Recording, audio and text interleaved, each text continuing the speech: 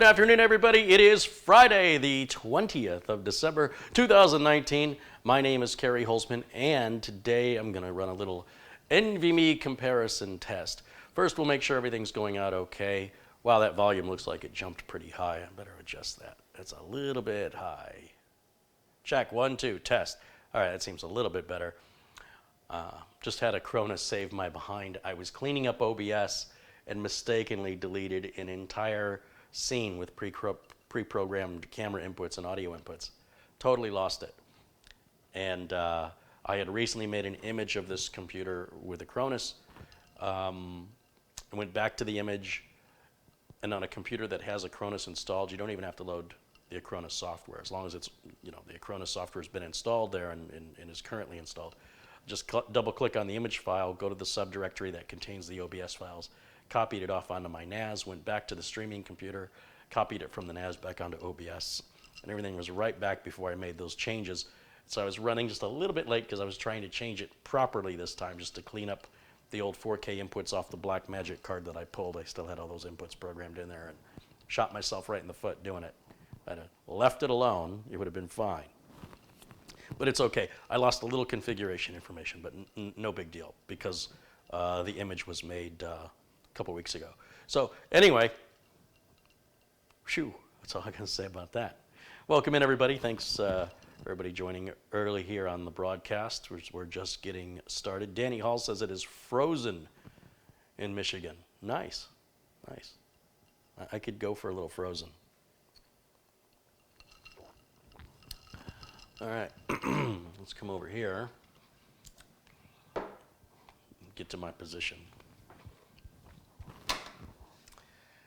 And let's see, what do we have going on here in the chat room? It looks like we have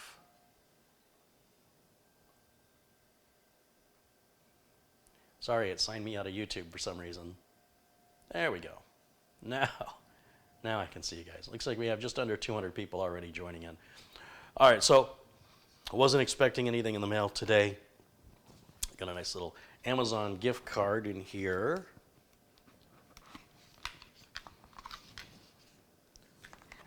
And that comes from Sarah Sharpling, and Sarah's a regular monthly contributor. She goes, "Hey, Carey, Merry Christmas. Thank you so much for what you do. My life would not be the same without your videos.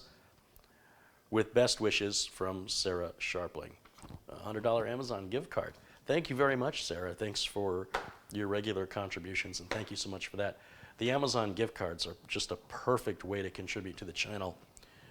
Sometimes people want to provide something to me, and they may not realize I already have it, or somebody else did it. Rarely, somebody else may send the exact same thing, and I end up having to send things back to Amazon. So the gift cards are perfect because I use a lot of Amazon. In fact, this motherboard we're using today is the Gigabyte H370 HD3, and it's on sale at Amazon right now for $99.95. That's a hell of a deal. This is a no-frills motherboard. Like, if you're not interested in RGB and you're not interested in overclocking, but you are interested in having, USB 3.1, you want to have a lot of SATA ports, you want to have a lot of USB ports, you want to be able to use built-in video or add a graphics card or this thing even support SLI? I don't know.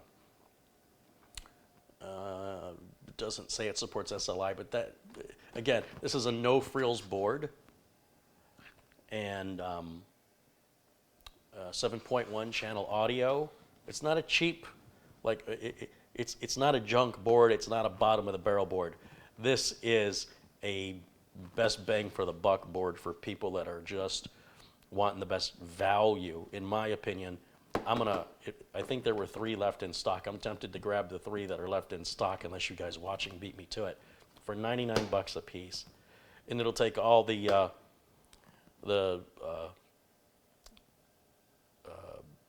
8th and 9th gen, well, not the 9th gen, it's socket 3. It's a 370 chipset, so all the 8th gen chips.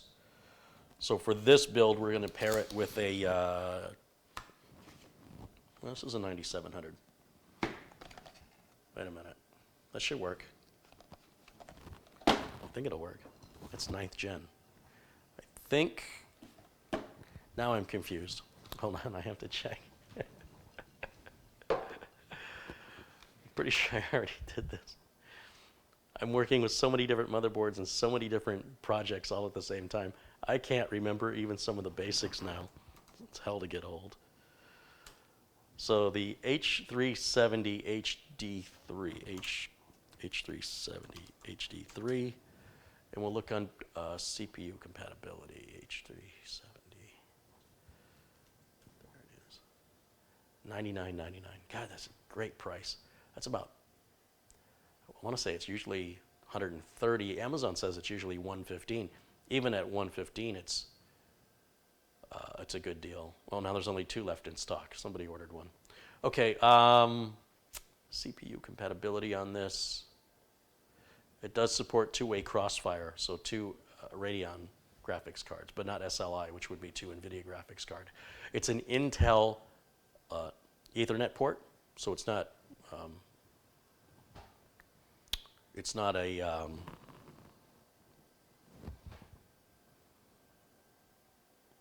like Realtek or Killer or one of those others. The network driver just comes in automatically with these Intel NICs, and it's NIC is a network interface card. It's super. All the drivers you need come down automatically. It's perfect.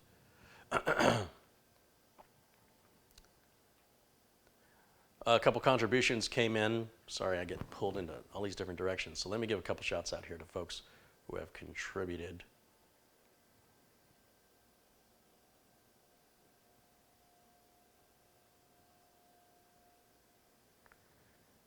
Oh, yeah, that CPU may not work in there. The 9700, that's a 9th gen chip.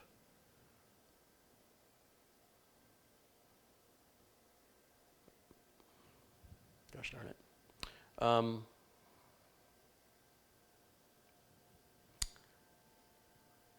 Shoutouts, let's do that right now. Jesse Kirk contributed $5. Thank you, Jesse. Paul Hoynak just contributed $5. He says, always the best advice on YouTube. Right on. Thanks, you guys. I appreciate that very much. Yeah, I think I need socket. I keep calling it a socket. I think I need the 390 chipset on an Intel chip that starts with a 9, which is the 9th generation. Which is fine. We'll swap it out. I've got a different board, so that doesn't change anything. It's fine. I was in a big hurry, and I just grabbed some parts, and it occurs to me that may not. I'm trying to remember what I paired with this before on the H370. What did I use? It was a heck of a deal. Let's see. I got to look back at my past videos. Give me just a minute here. And I want to look at what I did with the H370 last go around. What did I pair that with? Because I'm telling you, it was a great system. It was a recent build. I just did it.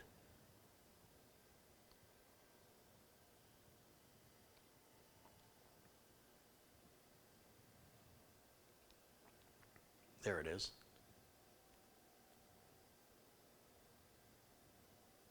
Yeah, 9700K should work in here. Let's try it and see what happens. It does appear the 9700K will work in here because I just built one with it. Explain that to me.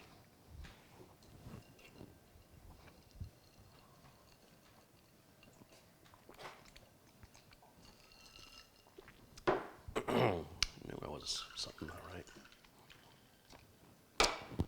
We're about to find out. It's exciting, isn't it? Here we go. Well, the man with the answers, Alhaz Tepesh, says F13 BIOS and later support 9th gen core processors. There it is. Well, I know I already built one. I thought it was a hell of a deal.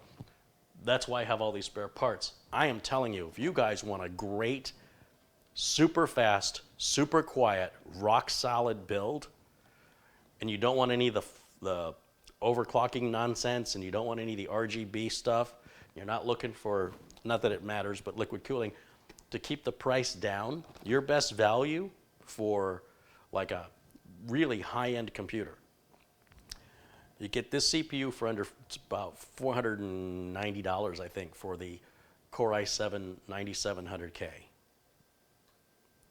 and then you grab yourself the H370 HD3 for $100. Pair it with whatever M.2 drive you want to use.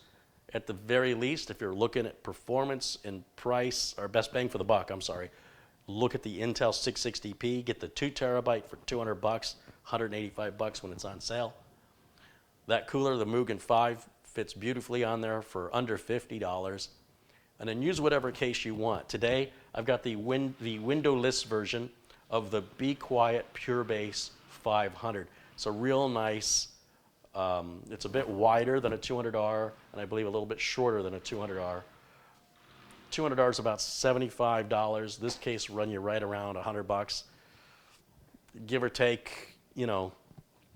And again, I'm talking all about American prices here. I can't speak for what they are in as far as availability in your country. And then as for RAM, you can just pick whatever RAM you want. These boards are not real picky, so I recommend at least 16 gigs of RAM. Today, we're going to put a kit of 32 gigs of RAM. They're $150. All right? So what I'm trying to tell you is, for right around $1,000, we don't have a power supply, but you don't need anything fancy on a power supply. Put a $50 or $40 EVGA 500 watt power supply in this thing. It'll run for years and years and years, and a great warranty on everything we're going to use. Right in that $1,000 ballpark for a system that you can't compare any pre-built to at that price point. Just doesn't compare. It won't compare in upgradability, repairability, reliability, performance, capacity, and quietness. It's just not there. This thing, I'm telling you, right now today, that's the bargain on the Intel side. The bargains on the AMD side, I'm not an expert in the current state of the AMD processor price points and motherboard price points, so I can't, there's plenty of websites I'm sure that'll tell you. But you know, any ATX or mid ATX case will work. You don't have to use the 2 cases I mentioned. You just don't want to use a micro ATX or smaller because this board won't fit. It's not a micro ATX board. So that being said, what I want to do today is I want to test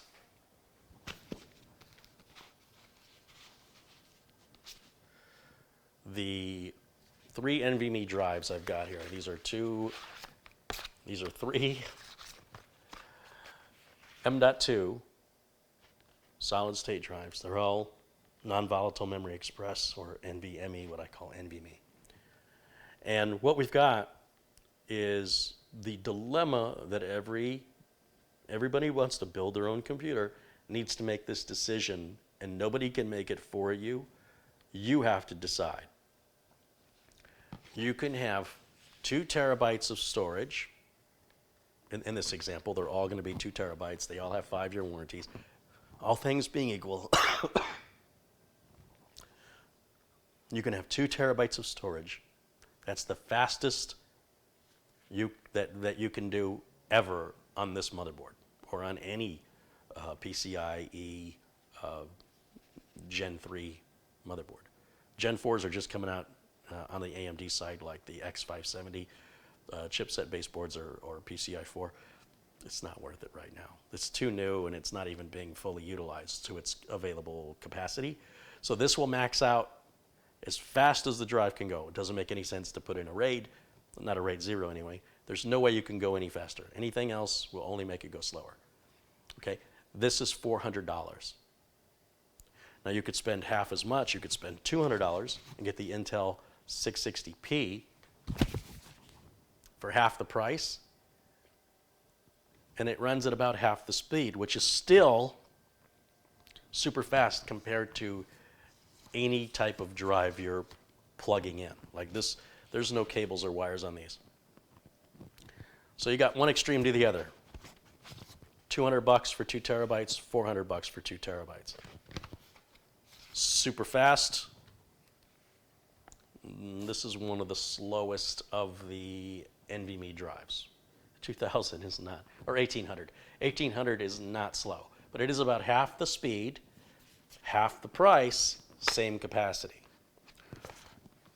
And both of these have great manufacturer-supported toolbox software to help you update the drive if there's firmware updates, optimize the drive, etc. Not that it's required, but it's nice to have. Or you can stay away from the big names like Samsung and Intel and go with a company like AdLink. Who? AdLink. This S70M.2 2 terabyte drive registers speeds about as fast as the Samsung drive for about $270. $200, half the speed. $400, all the speed. $270, almost all the speed.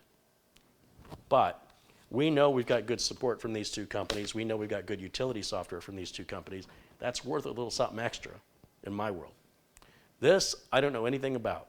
I've never heard of AdLink in my life. I don't know where they came from and how long they've been around. They appear to be Taiwanese. Adlink.com.tw.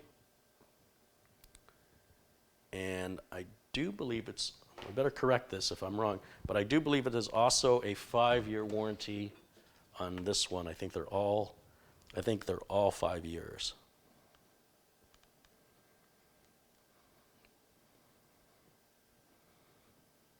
I'm not seeing any warranty information on it. Yeah, warranty is 5 years, and you will see that because I just caught it.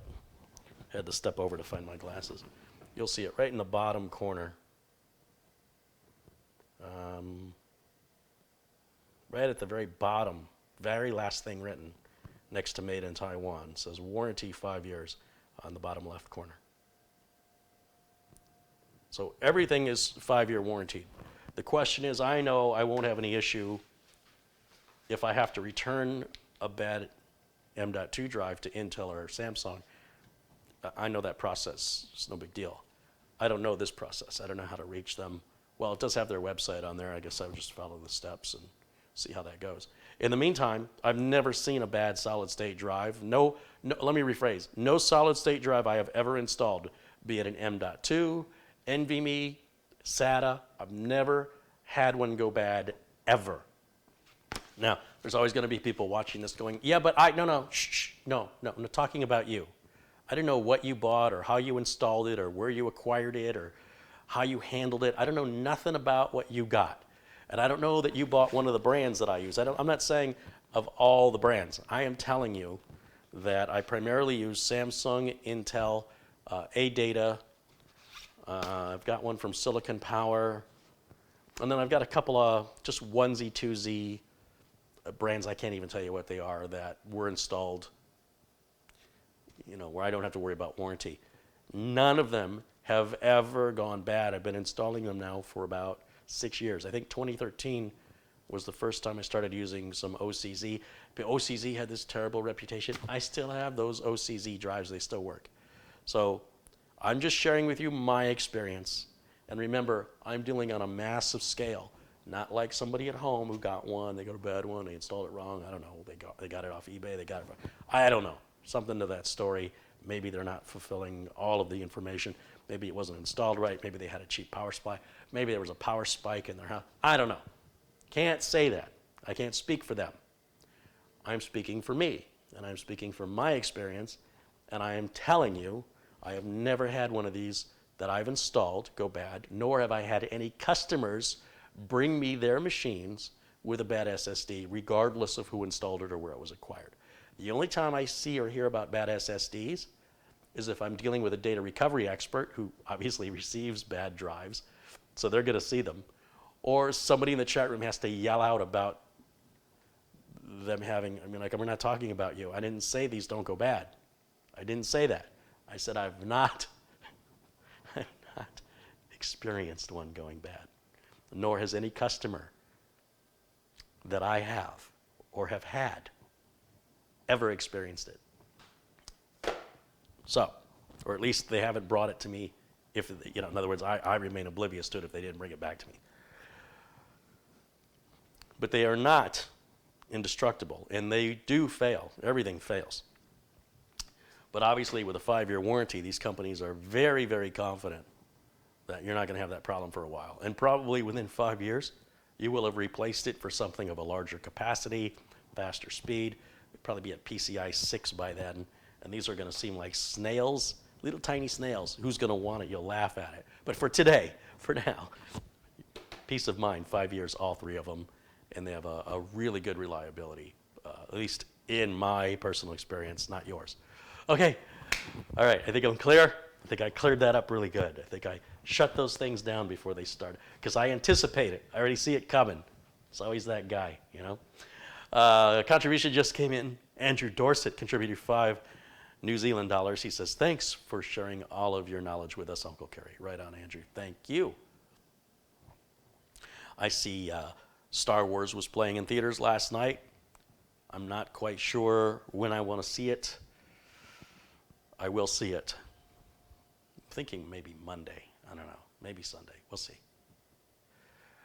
John Walter wants to know, what motherboard would you recommend for the i9 9900KS? The same build I just did on the Beast. If you look back just 2 or 3 days ago, 2 days ago, I was finishing up the build of the Beast. And there's 4 videos in that series. That motherboard is the one I recommend for the 9900KS.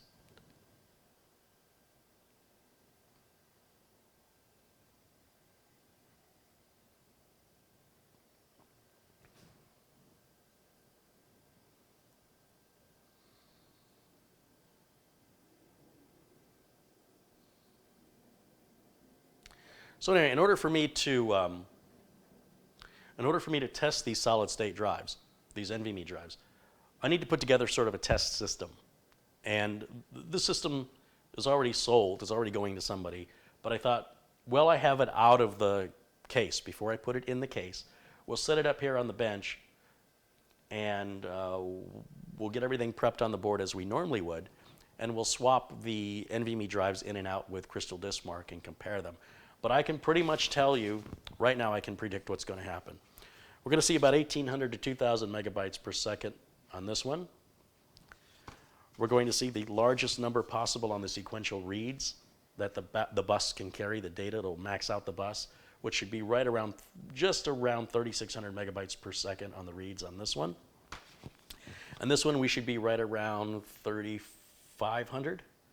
This one should be real neck and neck on the sequential read speeds is this one.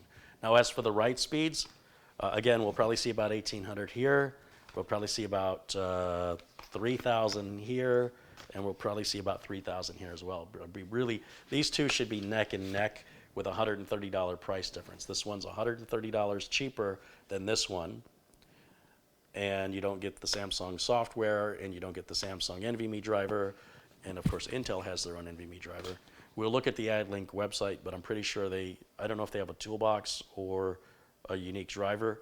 Not that that makes a big difference anyway, but it's nice to have that little extra touch. So this is about $130 cheaper, same capacity, same warranty as the fastest one. And certainly the NVMe driver and toolbox, I wouldn't pay $130 for them. So this may be your best choice if you're looking for that sort of middle point between best price for the performance. This one fits in, but then so does this one, and so does this one. It depends how you're defining it. So, okay.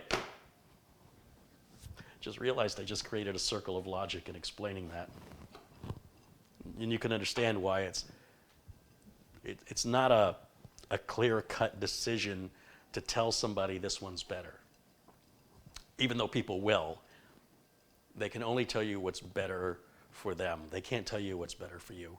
They don't know what's in your wallet.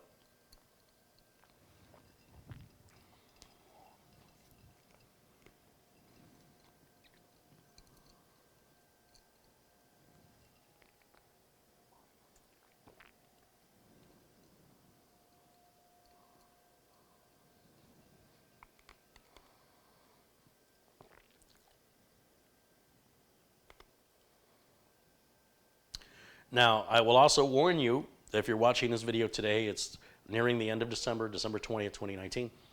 Intel's got the new model of the Intel 665P coming out. It's a few dollars more, and I think only the 1 terabyte version is out, and it's not everywhere yet. And the result of that may be the price on these may go down. The endurance on these is not as high as other NVMe drives, but the new 665P that replaces this has slightly better performance and a third better endurance, which puts it more on par with the endurance of these drives. So again, you're likely to replace it a couple of decades before you would ever hit the endurance issue. But regardless, even if you were to write all of the maximum writes where the device couldn't write anymore, it still remains in read-only mode. It doesn't like lose your data, right? It just, these cells can only be written to so many times. It would take you a few decades before you would ever write to all of it. But if you actually did reach that point, it just means the drive won't save any new data, but it'll be in read-only mode. That's all. Just to clarify that. There's a lot of misinformation on the internet.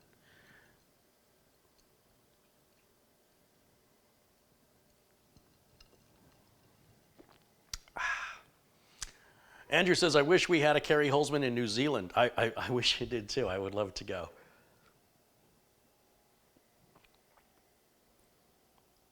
Click on my Amazon store link down below in the video notes below to purchase anything you see in the video, whether it's this little round table, or it's this case, or it's this keyboard and mouse, or it's these drives, or it's the tools you see me use. Everything you see, the camera equipment, the tripods, the microphones, all that's in my Amazon store. So if you're interested in anything you see on the video, click there. It's probably right there. Thanks, you guys. I want to start prepping the board, so I'm going to try and not be distracted by the chat. I don't mean to be rude. You guys can talk to each other. I need to focus and get some stuff done because it's nearly 2:30 here, and I haven't done anything.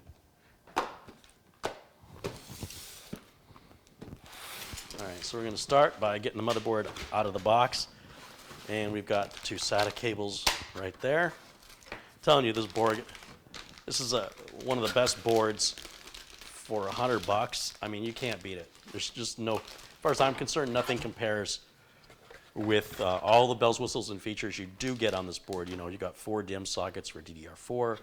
Like I said, it's going to run the 9700, the 9 series, 9th generation chips, no problem. You've got how many PCI slots? 1, 2, 3, 4, 5, 6, 7 expansion slots on it. The I/O shield's a little cheap, but who cares? Nobody looking at that. I'll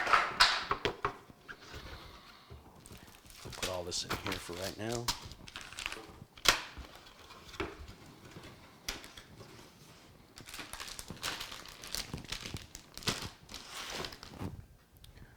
Get some scissors over here and cut the tape.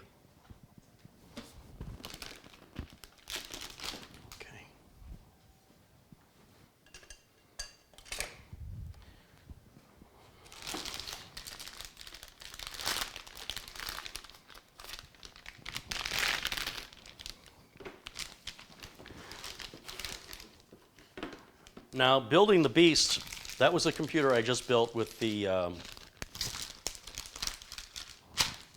we put the 9900K in there. And that's going to Mike Smith. He should receive it this Tuesday, Christmas Eve. Christmas Eve. And hopefully, you know, if everything goes well, Mike will have it Christmas Eve. Or maybe even before the end of the day on December 24th is when it's scheduled to arrive.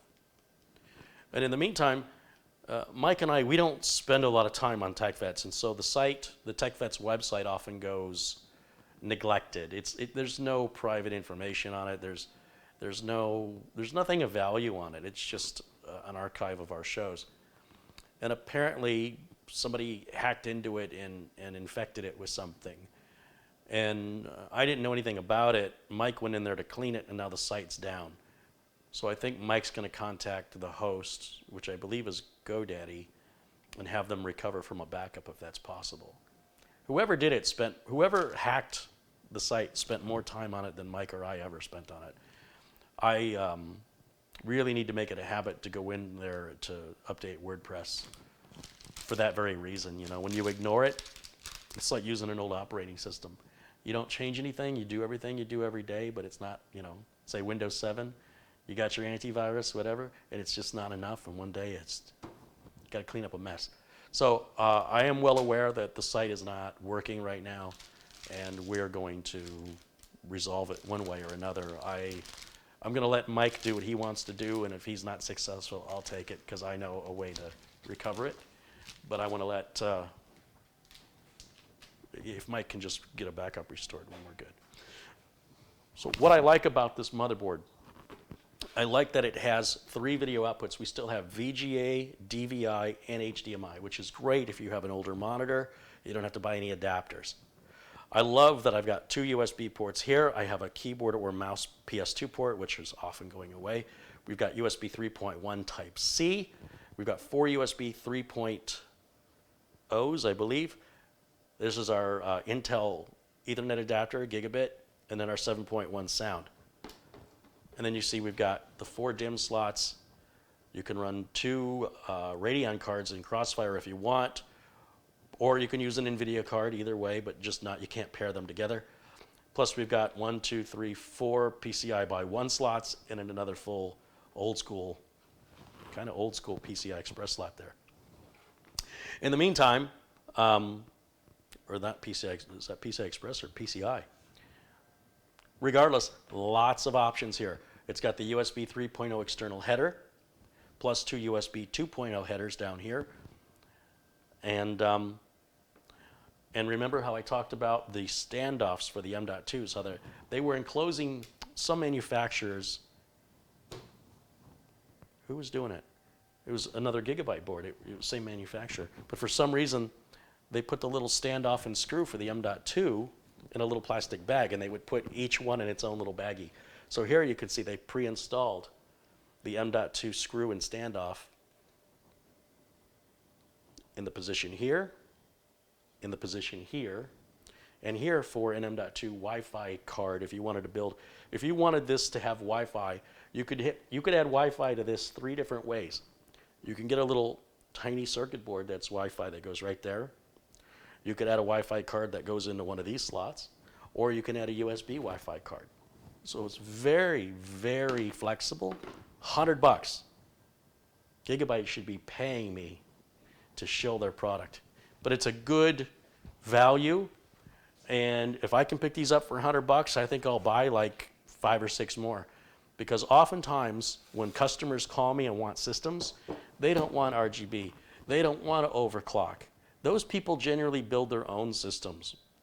The people who want me to build systems generally want something reliable, fast, and of value. And perhaps part of it is they want to support the channel, so maybe they can build it, but they'd rather have me do it so that they're both supporting the channel and they get to watch their computer getting built on video, and they have a copy of it forever that they can refer back to. So that may be a part of that decision too.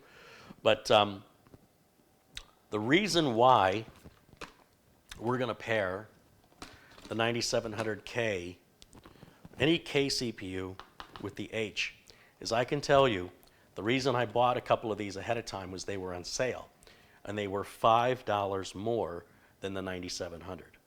Now, if you look at a 9700 clock speed and then compare it with the stock clock speed of a 9700K, you'll learn quickly that K processors are 10% faster than non-K processors of the same model number. It's not about overclocking, always. Sometimes it's about going 10% faster for $5 more. And it's amazing the number of comments from people who are so blind and tunnel visioned and single-minded that they can't even comprehend that as a possibility, and that I have to take time from working to explain it. They won't even see it. They'll leave the comment anyway, and then one of you will probably add a little timestamp and go, he explained it here. Am I starting to get sort of bitter and jaded on this platform? I don't know. There's only so many times you can experience Groundhog's Day. You're like, okay, here we go again. All right, so I think on this board, both of these M.2 slots, if I remember correctly, will operate at the high speed. Let me just double check it real quick. We're going to open the manual and check to make sure.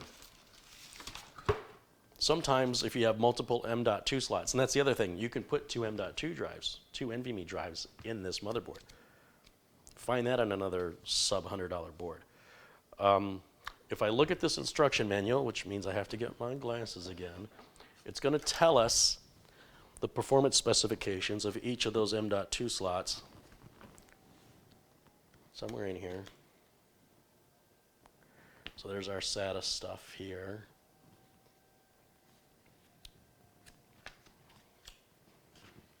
Pass it already. There we go. So it tells us that the top connector is called 32G and the bottom connector is called 16G, which may mean that one runs at half speed. Yeah. So the bottom one, the 16G, that only runs at PCI 3.0. Were you guys seeing that? I was holding it and I was hoping you were seeing it. But right down here it explains on this board that bottom M.2 slot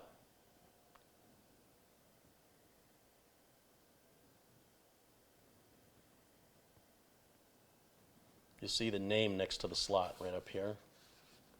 It says 16G and 32G. So that's the speed, 32 and 16. So to get to 32, you'd be times 4, 16's times 2. And it is explained somewhere down here.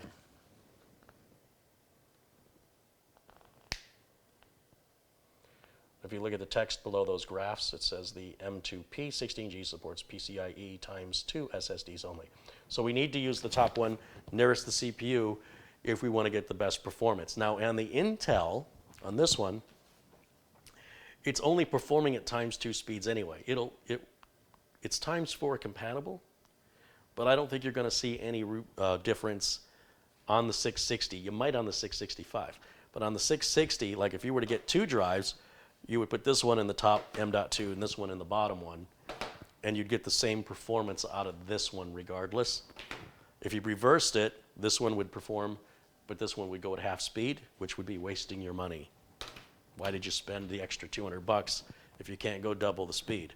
Now that's an important thing to consider because we're going to put that giant heatsink, this Mugen 5, which isn't giant, but it's a big tower cooler, and it's going to slightly cover up this M.2 area here on the at the top of the board. But we should be able to work around it. It should be fine. The heatsink's not overly big. We should be able to sort of get in there on an angle without having to remove it. I think it's going to be fine. Yeah, it'll be fine. Okay. Okay. Now, let's take a look here.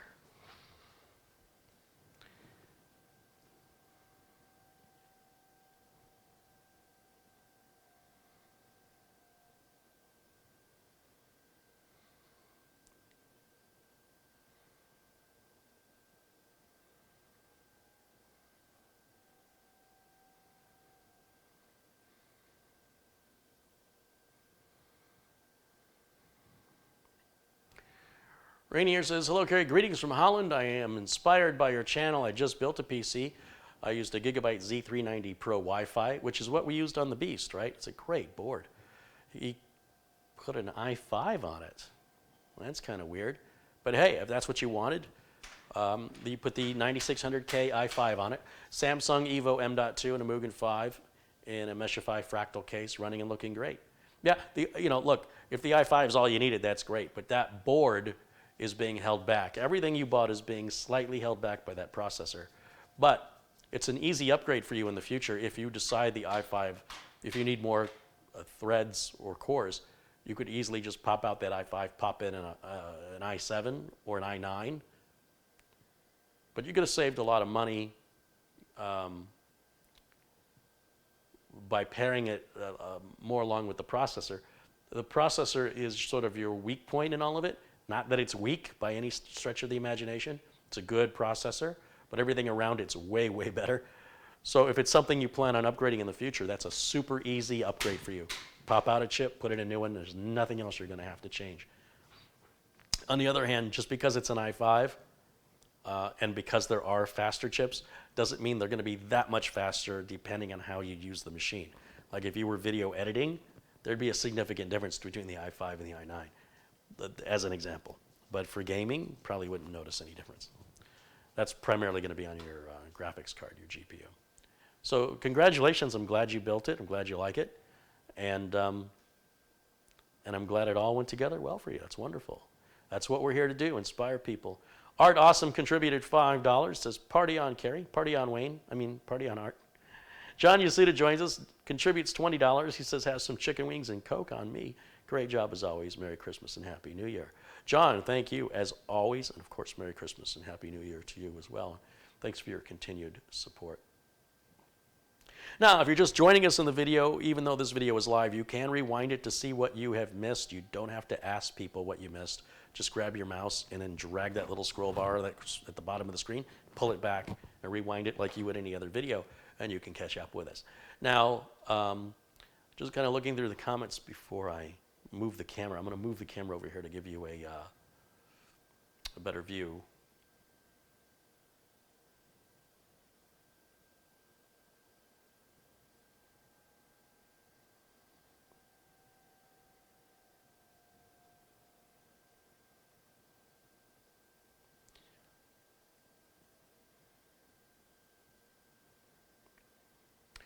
Vern Mahorny says, maybe I should upgrade from a B250 gigabyte board to this. I have no reason to, but it would be fun to do. It's funny you'd say that. The streaming computer has never been running better. But in the next couple days, it's going up on the operating table, and we're going to do a CPU transplant. We're going from the Ryzen 2700X to the 3900X. We're going to replace that Wraith cooler with a Mugen 5 cooler. We're going to replace the case fans with, they're Noctua case fans, but they're the brown ones. I want black ones, so I've got those. And I want to put a USB add-on card, not an add-on card, but 2 USB ports added to the front of the case. So I have quick access to the front USB ports while I'm streaming. And I hope I don't ruin a machine that has taken me a while to get stable, or it's taken the manufacturers a while. I've already put the Samsung 970 Evo Plus in it, which has made no difference whatsoever as far as I can tell. I mean, I can run Crystal Dismark on it, and it was had a Western Digital 2 terabyte blue, which is just SATA M2, running at like 550 megabytes a second. Now it runs at like 3,600 megabytes a second, and I'm telling you, boot time is the same. OBS seems to take the same amount of time. Everything pretty much seems the same. I did render out a little video with the dogs the other day. That felt faster, but I haven't been doing much video editing, so it's not really fresh on my mind how long it's supposed to take. So maybe it's improving it there. I really don't know. It's a lot of money. Just the drive was $400. The CPU was $500. The Mugen fans are about $27 a piece. The USB thing is cheap. Oh, and I bumped the RAM from 16 to 32 and put it in the XMP mode, whatever AMD calls it. And I don't notice any difference. I haven't put the CPU in yet, though, but I don't think I'm going to notice any difference.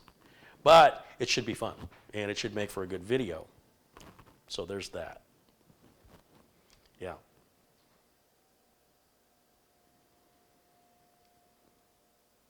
Richard Lewis contributes $5 Canadian, says Merry Christmas, Carey. Jim Innes wants to know if there's any real consumer benefits of Intel Xeon processors over Core processors. Depends how the consumer uses it.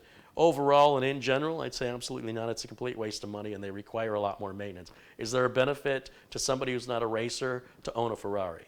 If you don't have a track day and you have no intention of ever taking the Ferrari to the track, if all you're going to do is drive it around town like you would any other car, is there any benefit to you buying it? Remembering that it is a high-performance car, and it does require a lot more maintenance. It is not the most reliable car. Xeon processors, in the case of workstations, in my experience, tend to need more repair more often than other types of consumer desktops, AM4 or Socket 1151. Those generally run without problems for years and years and years. That's not to say every X99, X299, and X399 system needs repair, but it means I see a disproportionate number of repairs. So if I'm working on, let's say I've sold 100 socket AM4s and socket 1151s combined over a certain period of time, I might see 3 of those back for a repair, 3 out of 100. And let's say I sell 10 X99, X299, or X399, I will see about 3 of those, 3 out of 10 versus 3 out of 100. So the proportions are, and furthermore, many of those that I have to repair often need to be repaired again at some point for some reason. I'm sure there are people out there, I'm sure without a doubt, there are people running X99, X299, and X399 systems that have never needed a repair yet. All right, my ice is all melted, and I still have got nothing done.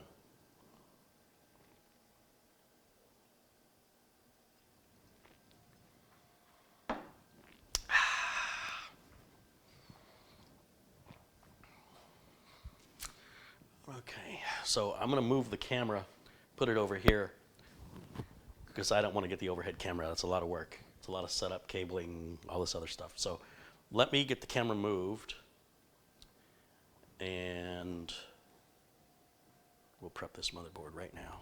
So hold on to your butts. I'm going to get a little motion sick. Here we go.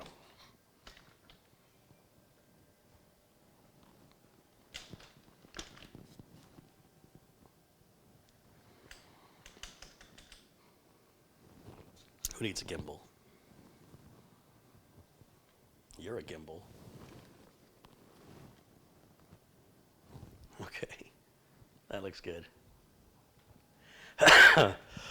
This cold is going through me pretty quick, which is good news. This gives you a better idea of what you're getting for your $100 on this board. I'm telling you guys, it's a great deal on this motherboard. I buy motherboards all the time, and if you look at what you get for $100, show me another board like this for $100. I'd like to see one. This, with Gigabyte, you know, you've got good regular BIOS updates when they're needed. It was a little disappointing to me that ASRock board we just installed yesterday or the day before only had 1 BIOS update. It's weird, especially since the little mini ITX AMD system I built with the B450i board. That was a B450i Wi-Fi board from Gigabyte. Had like 14 or 15 BIOS updates since the last time I turned it on, which was probably a year. And it seems to have resolved a lot of issues. So there is sort of this, if you want to buy the latest technology, like the latest Ryzen chips and things like that, do know that there's still some growing pains there. And you know, this Ryzen 2700X in the streamer, I struggled with that for the first few months.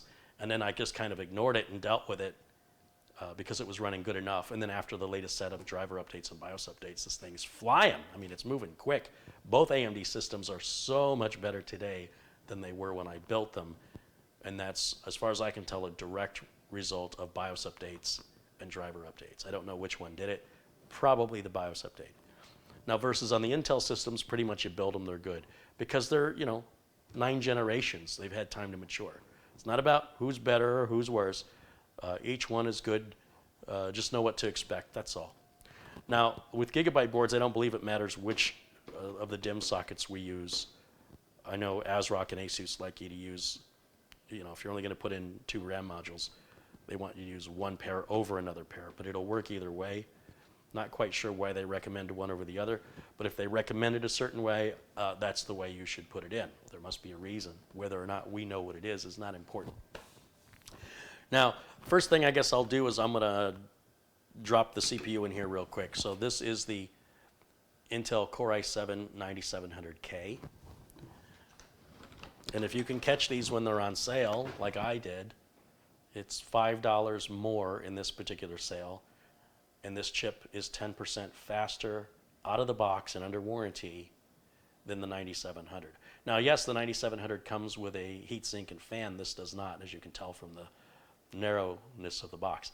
However, we don't want to use the stock heatsink and fan on an i7. On an i5 or an i3, that's fine, but on an i7, it just gets too loud for my liking, and it may even thermal throttle. It's just inadequate. So the i7K does not come with a heatsink or fan, but it runs 10% faster than the non-K version of the same model. So think about that.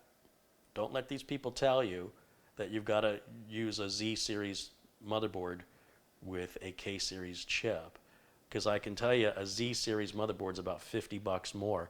And why pay that $50 more if there's no benefit to you of anything you're going to use? But if you can pay $5 more and actually get a 10% speed increase, that is something you can use. So think about that when you're spending your money.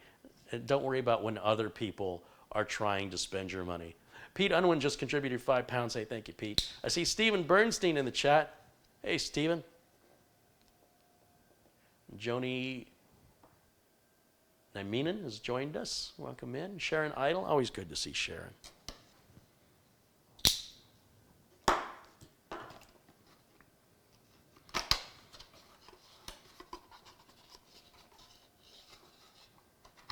Carey, can I build a budget system? The problem with building a budget system is the support on it. Generally, the cheaper you go, the more the customer has problems or is going to have problems. And maybe you're not going to have the support there that you need from the manufacturer of the budget stuff, depending on how you're defining a budget system. I don't think there's anything to be proud of to race to the bottom of the barrel, to go, hey, here's this tool that I rely on and I use every single day, so let me see if I can get it as cheap as possible to make my life as miserable as possible. This isn't a novelty or a toy. This is something we use to communicate with people, with email, with Skype. This is something we use to make purchases, to pay our bills, to arrange flight arrangements, hotel arrangements, rental cars. We play games. This is our life. Why, if you have something so critical in your life, would you want to race to the bottom to get it as cheap as you can? Because if it's not that important to you, like here, the idea is that because this plays such an important role in our lives, I think it's important people are more comfortable with understanding what's involved so they can have more control over it and not have to rely on the magic mystery of what's inside the box, This stuff's super, super easy. Oh, there goes Lyle with the box. You're not taking that outside. No, that's not for you to take outside. Good boy. Hold on, I got to get this from him. Screwball. You're screwball. You're in a mood today, aren't you? You take that in the living room. Here, give me. Give me that. You brat. Here, it's over there. Go get it. Fuzzball. I really need a camera pointing over there when he decides to act out because it's hilarious. So depending on what you refer to a budget system, to me, about the cheapest I would go for a motherboard, CPU, storage, RAM, power supply, and the operating system, you're probably looking around $700 altogether. If you have your own operating system, you're probably looking around $650 or 600 and change. That's the lowest I'll build. But it's still going to cost you the same amount in labor, and it's still going to cost you the same amount to ship it, because it still weighs the same 36 to 40 pounds to ship it. If I ship you 40 pounds of dog crap, or I ship you 40 pounds of diamonds, it costs the exact same amount of money to ship it. So it doesn't make any sense to pay me to build a budget system, because you're disproportionately spending on shipping and labor overall the value of the system. Furthermore, you have to upgrade a budget system sooner, and as I mentioned, you're more likely to have problems with it sooner. It won't last as long. So I suggest you save your money and buy something decent. This, to me, is an ideal setup where you're not overspending and you're not underspending. It's about twice the price of a budget system, and it will last about 3 times longer. In theory, it should last about 3 times longer. Now, that being said, do what you want to do, right? And these are just my views. Some people have a lot of time on their hands and nothing better to do with it. I'm not that guy. I'm super busy, and I can't keep getting pulled back and losing money and having other customers waiting because I was trying to help somebody on a budget. that ends up putting me right out of business if I'm not careful. But what you do for yourself is entirely your choice, your consequences. But you might consider buying something used or refurbished. And I'll tell you why. In fact, I'm glad you asked because I almost forgot. You can go to dellrefurbished.com, and I want you to look at these prices of what you can buy today, right now. This was just released by slickdeals.net. They've got computers as cheap as $76. And yeah, it might be an i3 or whatever, but you can't beat that. I can't even ship a system for $76. And there's some pretty decent stuff. Like when I'm looking at this list, what would I buy? I would look at that. There's an Intel, the second one there for $119.40 is an i7 quad core. I would look at anything that's a minimum i5 with 8 gigs of RAM for under $150.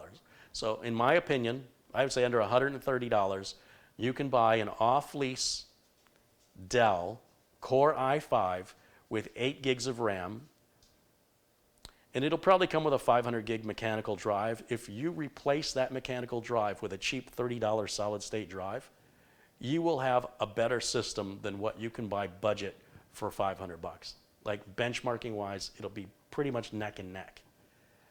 Now these are sale prices listed here, but off-lease computers are always available. The website to go to is right there. It's dellrefurbished.com. You can also look up these model numbers on Amazon. There'll be third-party sellers there that might even have other deals like after the sale is off. And you can save a lot of money. Now, they're not going to be really upgradable and they're not going to be really repairable. But if you're buying a budget system, you're not really in that mindset anyway.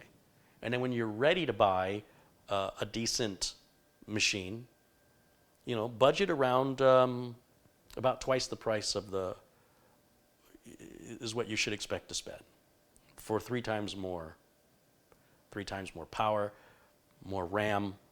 Well, it'll be twice as much RAM. And then you don't have to worry about it for a number of years. The system I'm building right now, probably good for about 8 years. I would say about 8 years on this system we're building today. So is it better to keep buying budget systems every 3 years or buy one system and not have to worry about it for at least 8 years? Because it's not likely going to have any problems with reliability. It's going to run rock steady. It's going to have good support from major manufacturers that give you peace of mind. I'm not a gambler, I just don't gamble. So if you're a gambler, then that may be what you want to explore. But I have a business to run, and gambling with my business, what do I do if I lose? So, all right. But I'm glad you asked that because I almost forgot to mention that's a really good deal on a refurbished computer, and you don't have to worry about warranty and stuff because it's already been tested for a few years in a business environment. So if it's been running that long, it's likely to continue running without any problem. I'm just telling you, pull the mechanical drive out of it, replace it with a solid state drive of any size you can afford. You can use a Cronus, which is usually free with any solid state drive. You go to the solid state drive manufacturer's website, and you won't be able to use an M.2 drive. You'll be able to use a little 2.5-inch solid state drive, just like you've seen me do on the Veterans giveaways. And those are as cheap as $20, $25, $30. As long as you don't need a lot of storage space. Get like a 240 gig for under $30. Okay.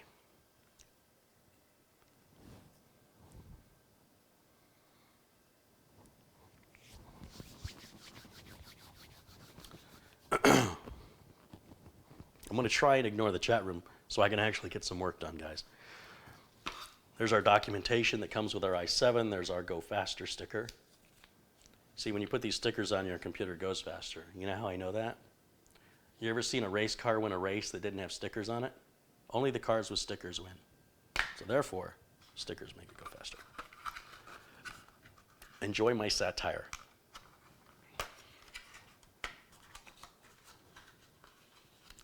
There's our CPU. There you go, Lyle. He took off. CPU out of here.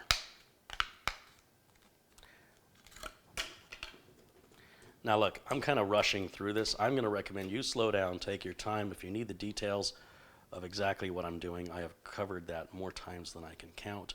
So I'm going to do something a little different today. So this video is not for beginners with regards to going step by step. The main focus on this video is to evaluate the NVMe drives. So this is sort of a necessary thing I need to get out of the way, which is to have a testing system built. I'll make sure that's in there, close the lid, take that off, put that over there, put the RAM over here. All right. Which drive should we test first? I think we ought to test,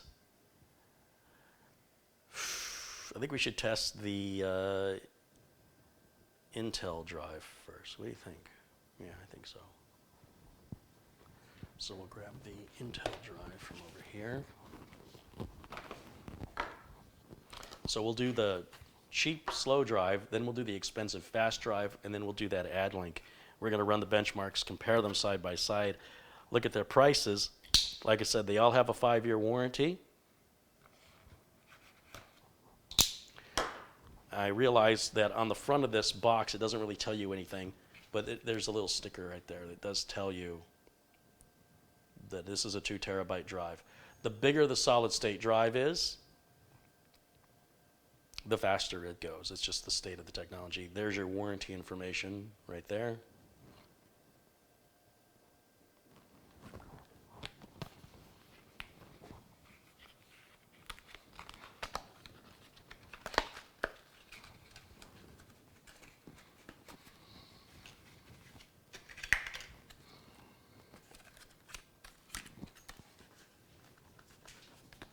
Now there's no software included. Everything has to be downloaded off the web if you want anything, and it's all optional, like the Intel Toolbox and the NVMe driver. It'll run fine without those things, but do know that they're available if you want them. There's our M.2 drive.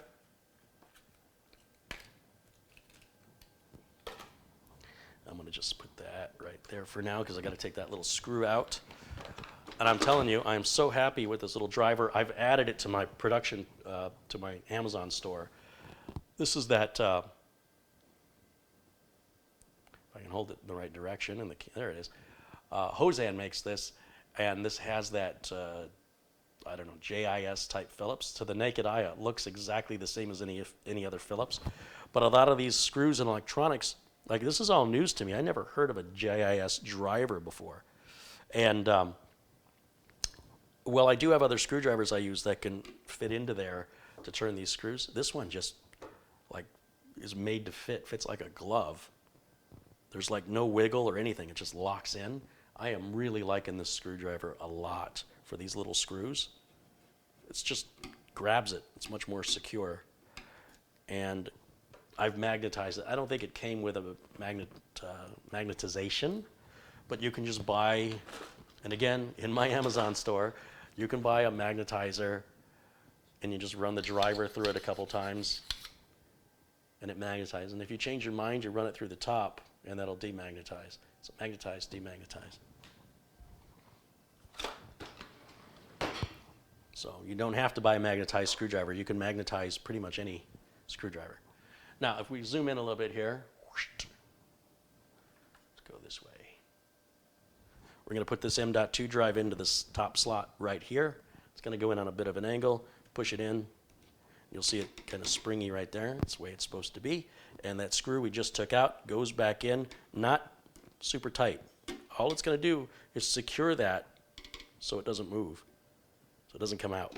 So just till it's snug, we're done. That's installed 2 terabytes of storage. That's how easy it is. There's no data cable, no SATA cable, no cable management. It's that super easy. And if you need more storage than that, look right down here, there's another one. Well, it runs at half speed, but still, that's still 4 times faster than a mechanical drive. No, I'm sorry, that's 9 times faster than mechanical drive, and it's 4 times faster than SATA, which we have, you know, if you still want to do the old school mechanical drives, we've got all these SATA ports. There's a couple here, a couple there. All right. Now I need to prep for the cooler install. Now we're using the Mugen 5. The Mugen 5 sells for about $48.99, I think, currently. I think it's the best deal in coolers, in third-party coolers that exists. And I hope to work more with Scythe in 2020. Really would like to bring them on as a sponsor because I don't know how many of these I've installed and how many you guys have purchased from watching my videos, but nobody who's bought one regrets it. I get emails all the time from people, even people that have traded out their liquid coolers for one of these and said this is quieter, this was easier to install, and I never have to worry about a pump breaking or the liquid drying up or clogging. Thank you for the advice. That's what they tell me. I'm not making that up. Nobody has ever emailed me and said, I bought that cooler and it sucks, or I regret it. I've never, ever heard that from anybody. So this cooler, you just gotta make sure you got a case deep enough for it. Like if you're gonna buy one of those off-lease Dells, you're not putting one of these on there. It's not gonna fit. And you wouldn't benefit from it anyway. Inside the box, we got our box of hardware, which I'll set down. We've got the fan, which I'll put over here. We're gonna need that shortly. And then we've got the cooler itself. The heatsink is what I mean to say. And we'll just set it over here.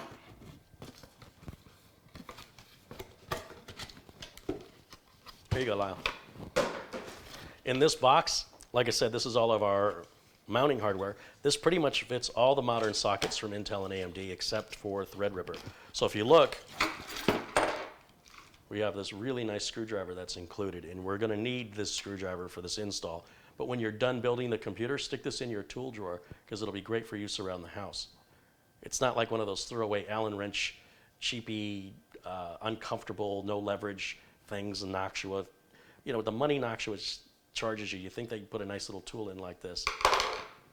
Anyway, documentation, don't need that. In this bag, there's a bunch of stuff that we don't need. We've got the ability to put another fan on the other side of the radiator. It doesn't come with it. You can buy it that way if you want, or you can add your own fan later. So if you're gonna add your own fan later, that's what these extra parts here are for, along with the little bag of screws and rubber pads. That's all for adding an extra fan. So we don't need any of that today, or probably ever. And these we won't need till later, so I'll put those over there. Then you've got two different types of brackets here. You've got straight ones and bent ones. These bent ones are for AMDs. Since we're not working with AMD, we don't use these. If we were, we wouldn't be using these. You're always gonna have parts left over. That's why you don't have to worry about which cooler can I buy. If you buy this cooler, as long as you've got the depth for this thing to sit upright and close your panel, you don't have to worry about chip compatibility. Finally, we've got one bag left, and of course our thermal compound. And I also like how Scythe gives you enough thermal compound for about 3 applications. One of my issues with the Dark Rock 4, as I recall, it just came with a little plastic badge you had to cut. And there wasn't even enough, in my opinion, there wasn't enough thermal interface material or thermal grease, whatever you want to call it. So I like that we can close this and reuse it. They give you more than you need versus giving you barely enough. I don't know, maybe Be Quiet's changed that, but the last time when I worked on it, it was a major concern I had. So these short little standoffs, you see there's big ones and there's little ones. Those little ones are for Intel Socket 2011 and 2066, and we're not doing that either. So basically, in order for this manufacturer to make this heatsink as compatible as possible, they give you a bunch of parts that you don't need. That way you don't have to worry about buying the right one. So we'll keep those. And then these little screws right here, these are used to secure those brackets. So we're gonna need those. This is one of the easiest, least expensive, and best cooling third-party coolers. I can't think of a better one, to be honest. I can't think of anything that sells for under $50 that cools as well as this, and I have yet to see a third-party cooler install as easily as this installs. Let me show you. Turn the motherboard around. You notice on this metal plate, there's two screws holding down this metal plate and a third screw right down there. And you'll notice this back plate that comes with the cooler has 2 holes in it, so that's going to line up there. Now don't put it on this way. You see, this side has little rubber feet, and those rubber feet keep metal from touching the metal on the back of the board. So those rubber feet go against the board with the 2 holes lining up right over the socket, and it's going to look like this. Now, some people are concerned that I don't use, I gotta change the camera angle here so you guys can see. Sorry. Let's pull it back a little bit. A lot of people see I don't work with an anti-static strap. If you handle your parts correctly, you don't need one. You'll notice when I grab the board or when I grab any parts, I'm always grabbing them by the edges. If there is a static shock, it just goes into grounding points. It doesn't touch any of the actual components. Now, I'm not suggesting there's any harm in wearing an anti-static strap. They only cost about $5. And if you want to wear one, by all means, please do. But when you know what you're doing and you know how to handle the parts, you shouldn't criticize somebody because you don't understand that. So I just want you to be clear. And when I put these standoffs in, these come in from the other side, and with this socket, we go into that middle hole. So not the top hole, not the bottom hole. Those will be used for like AMD or 2066, 2011, depending on. But actually 2011 and 2066, you shouldn't need this at all.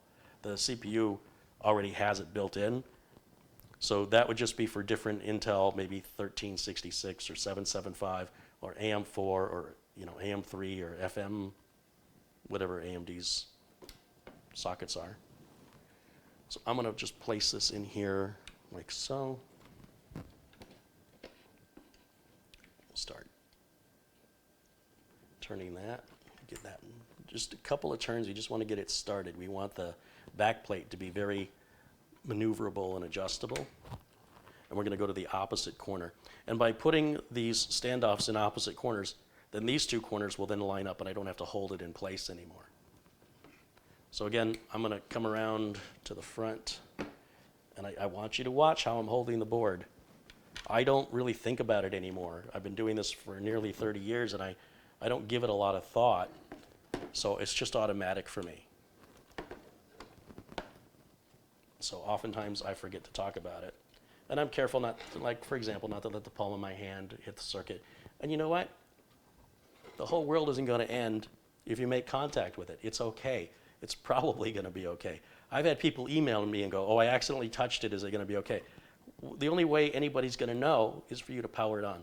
But in all likelihood, if you're not working on carpeting and, a little touch here or there is not really likely to cause damage anyway. It's a big, bad, scary ghost, static is. And I have a video called an Anti-Static Mythbuster video that I run the whole motherboard under the sink and soak it in water. Still works. There's the spoiler for you.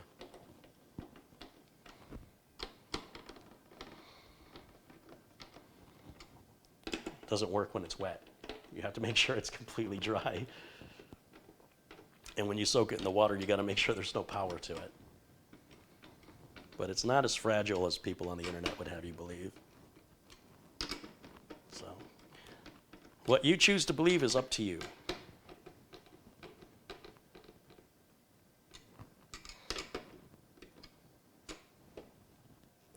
I can only share with you real-world experiences on live video in the hopes that that's about the closest I can give you to you doing it yourself, to really establishing real-world experience. Because people will sit there and say, well, you can't do that. Well, I just did. Yeah, but that's not going to work. Well, it is working. So it even then doesn't, they just want to dig down deeper, but this is about as close as I can get you. So I'm putting these brackets on. It's very important that these brackets go on this way. They cannot go on this way or this way or this way. They have to go exactly like this. And it's going to line up with the lower part of that elongated slot. That slot is elongated because it's designed to fit in different CPU sockets. And that's how they make it compatible. So again, you don't have to buy a specific heatsink for this specific socket. It's a good way to reduce inventory, returns, confusion. It's a really smart design. And most coolers are designed that way anyway. It's not like this cooler only works with AMD. Although those do exist, like the AMD Wraith coolers. I'm not sure I'm going to put one of those on an Intel system. Same is true with the Intel stock coolers, aren't going to work on an AMD. But these third-party coolers, for the most part, are generally compatible with a number of different sockets, with the only exception currently really being Threadripper. Because it's a very unique socket, very different.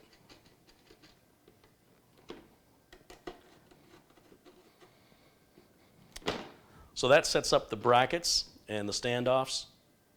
I'm not touching the top of the CPU. We want to keep that clean. I need more of my Coke. I'm talking too much.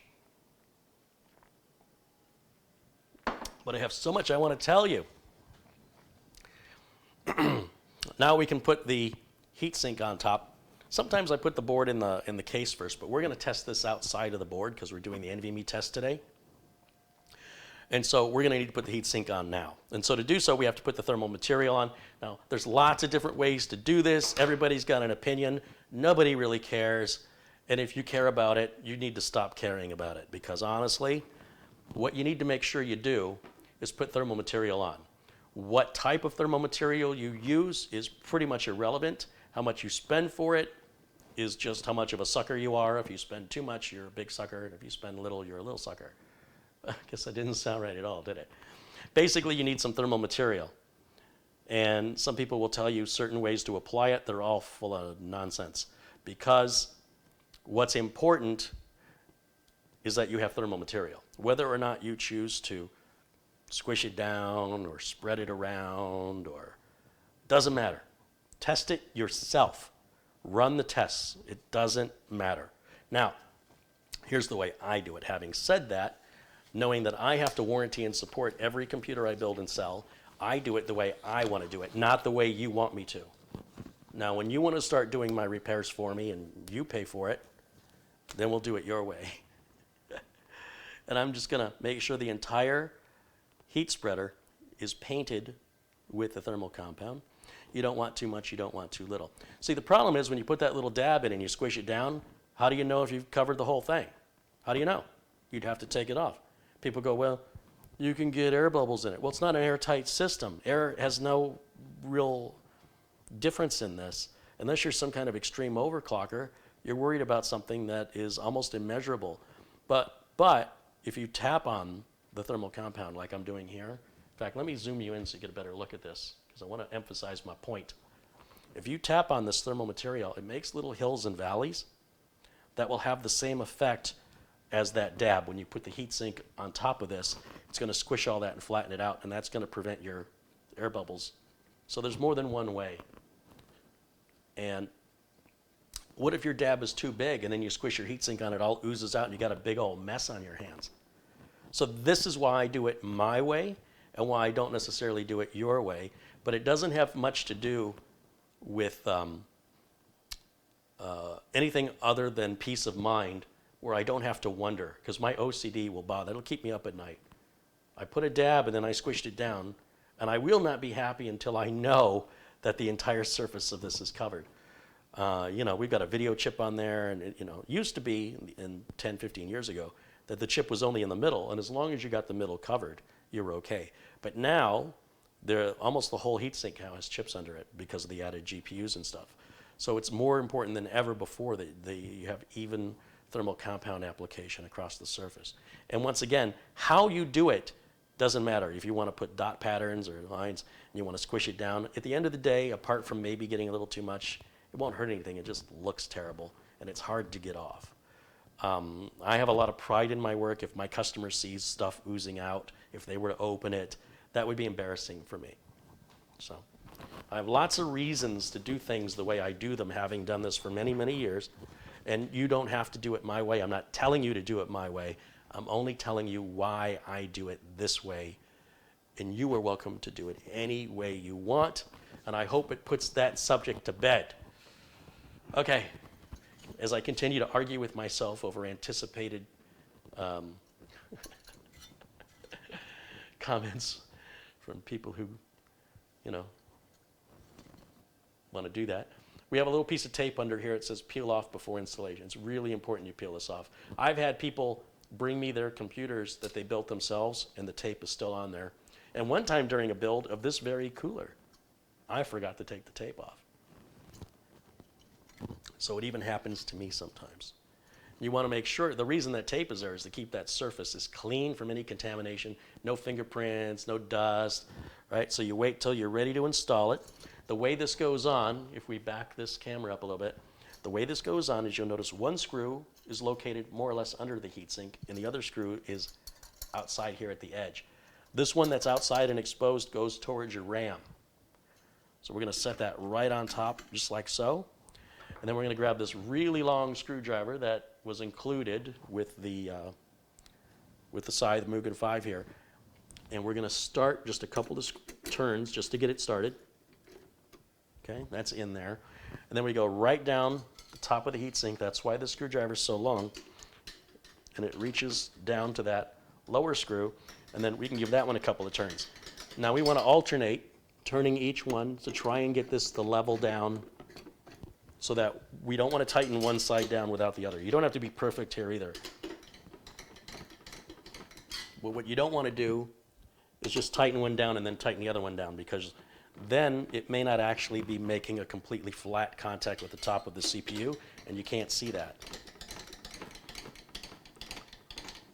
I also encounter people that are obsessed with their CPU and GPU temperatures, whose computers have a power supply locked in with dust, and their power supply is super, super hot.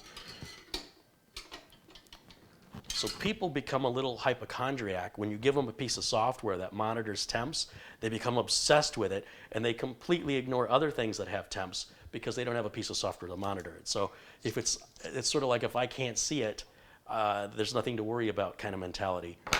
So I want you to keep that in mind. You're only given certain information. It's not all the information. There are other things in your system that get hot or potentially can get hot. And because it's not being, so there's no piece of software to watch it, doesn't automatically mean that you don't have to worry about it. Now, for those of you who do worry about stuff like that, I guess I'm going to keep you up at night thinking about that. I'm going to grab a little Ziploc sandwich bag, and I'm going to put all these extra cooler parts together.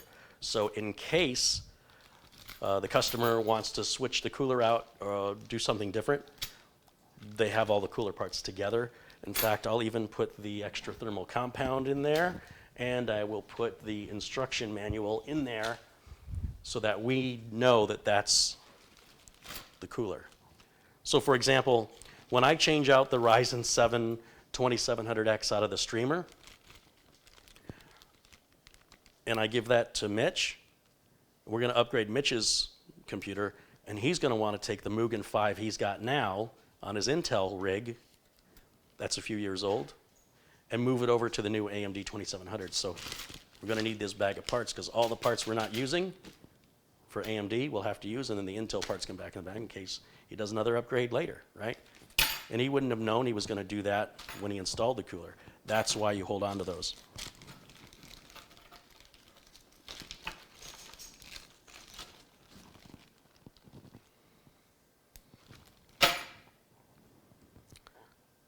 Put the fan on now. Actually, yeah, we'll put the fan on now.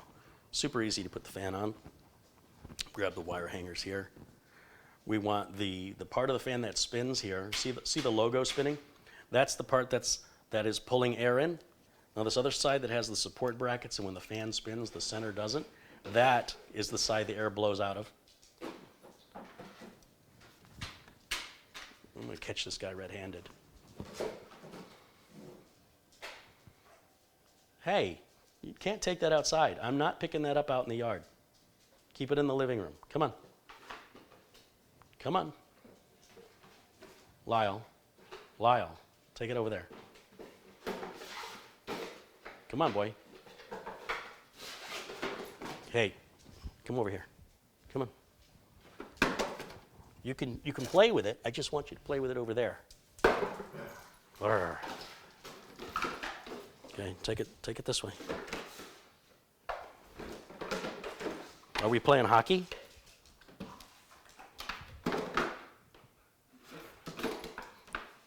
You get it. I have a theory. I think someone kept him in a box when he was a puppy, and now all boxes must die. All boxes must die. Get it? Oh, Jimmy wants to play too. Jimmy doesn't understand this game because Jimmy's not part cat. Look at this tail. That's all you are. You're just a walking tail. Nothing but fluff.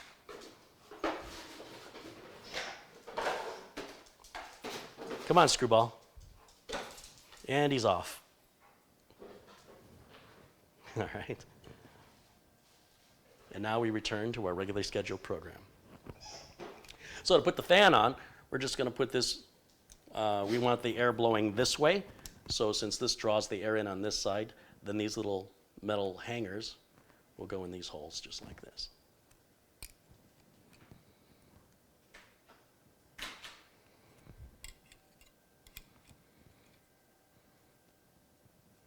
And why I'm struggling with it, I don't know. It's super, super easy.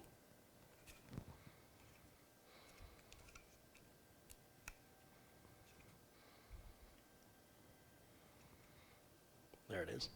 And then we'll grab the other side. He thinks he's a boxer. That's funny. That was a good line, Cool Blue. He's a boxer. Get it? Because he likes boxes?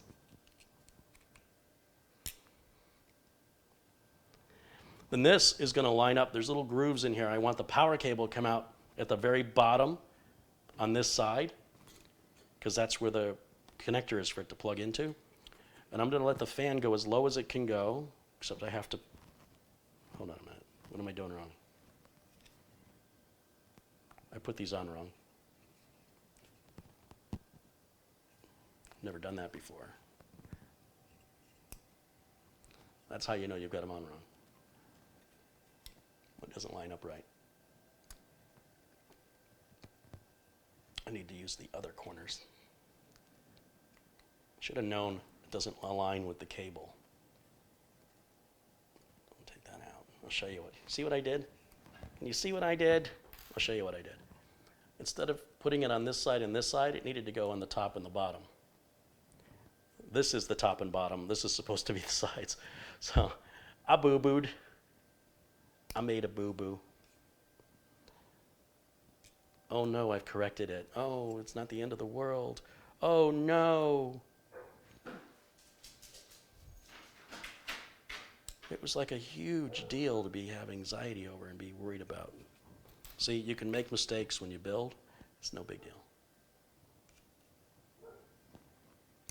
Just try not to make the same mistake twice. Now, let's try that again. We're going to place it down into these grooves as low as it'll go. Make sure it's level across the top because it looks better that way. I suppose technically it probably works a little bit better.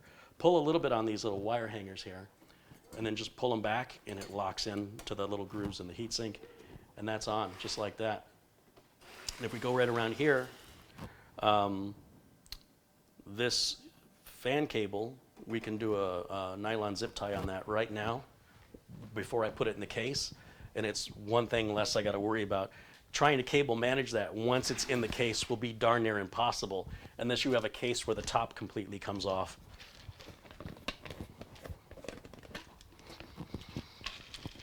So let me put these, just grab a couple nylon zip ties here.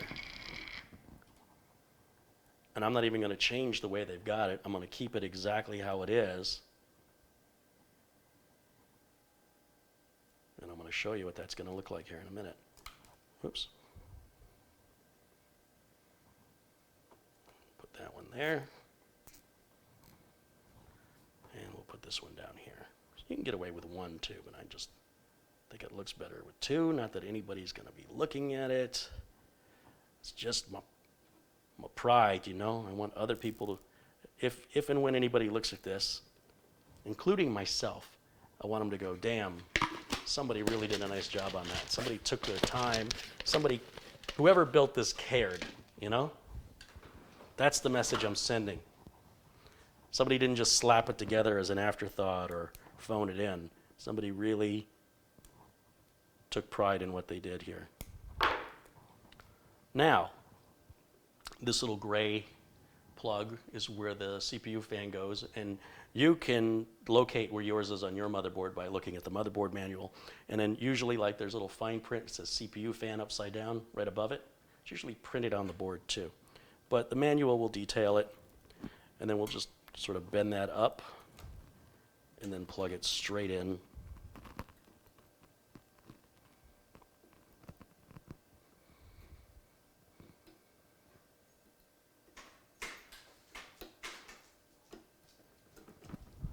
Like so. Just that easy. Now all we have to do is jam the RAM in there. Jam the RAM, and then we can hook up a power switch, power supply, test fire it, install Windows, and start running the tests. Everything's going to move along a lot quicker now. Assuming we don't need a BIOS update to see the CPU, which I didn't before. I don't think I'm going to need it now either. Positive, happy thoughts, folks. Happy thoughts.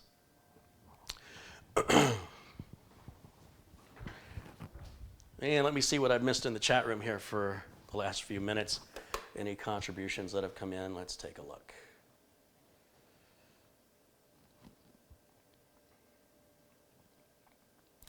Carey, can you remember the power supply with the P8 and P9?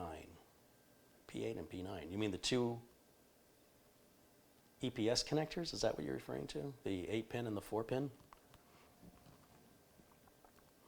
Because that was, there were two, right? Two of them. One was, you know what, just look at the Beast build, the one I just did. That one had, if that's what you're referring to, that's from Stephen Naylor, who contributed £5. I can't think of it off the top of my head, but it's in that parts list of the video just from a couple days ago.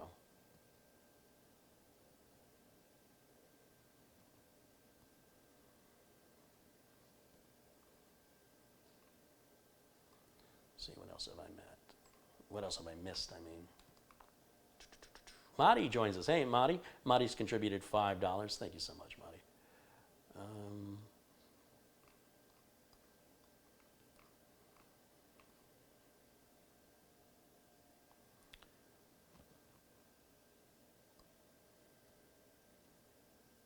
Dave Murray joins us from Scotland.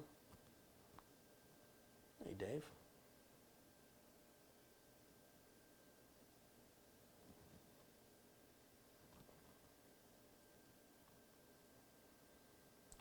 Someone was still talking about the GIS screwdriver. There's a screwdriver set already in the Amazon store, guys.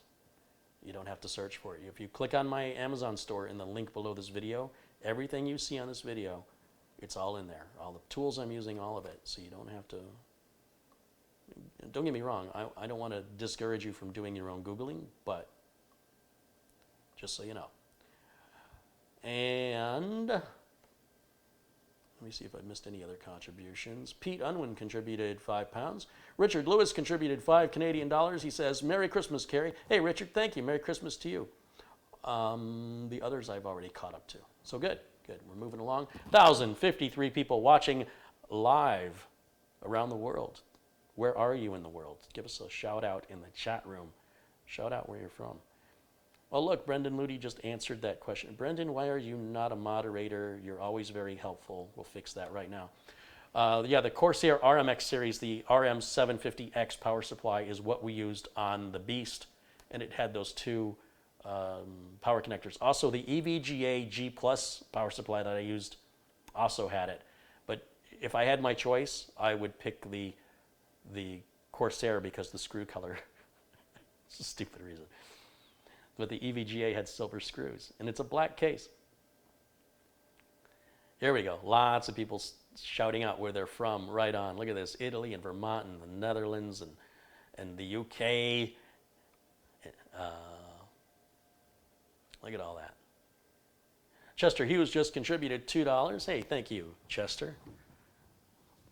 I want my $2. Anybody remember what movie that's from? Remember, I was a teenager in the 1980s. And whatever decade you were a teenager in, that's the best decade there ever was. Even if it was a horrible, horrible experience where you were bullied and didn't have any money, it'll always be the years you remember the best. So for me, that's the 80s. I'm an 80s guy. I'm very proud of it. All right, I got to put some RAM in here, right? I said I was going to slam jam some RAM. So let's do that. Get her done. The RAM we're using today on this build was on sale. And this is Corsair Vengeance, 3200 megahertz RAM. There are 2 sticks, 16 gigs apiece for a total of 32 gigs. So we could put another set of this in the future into the 2 remaining and then have 64 gigs total, which I think is what we did on the Beast build for Mike Smith. We went with 64.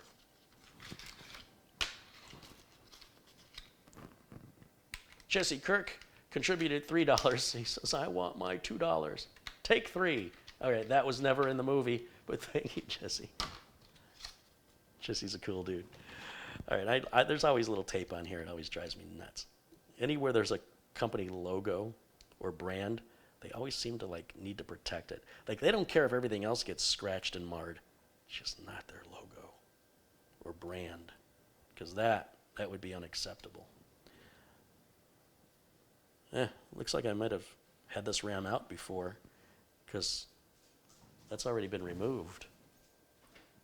I must have taken the RAM out for testing something.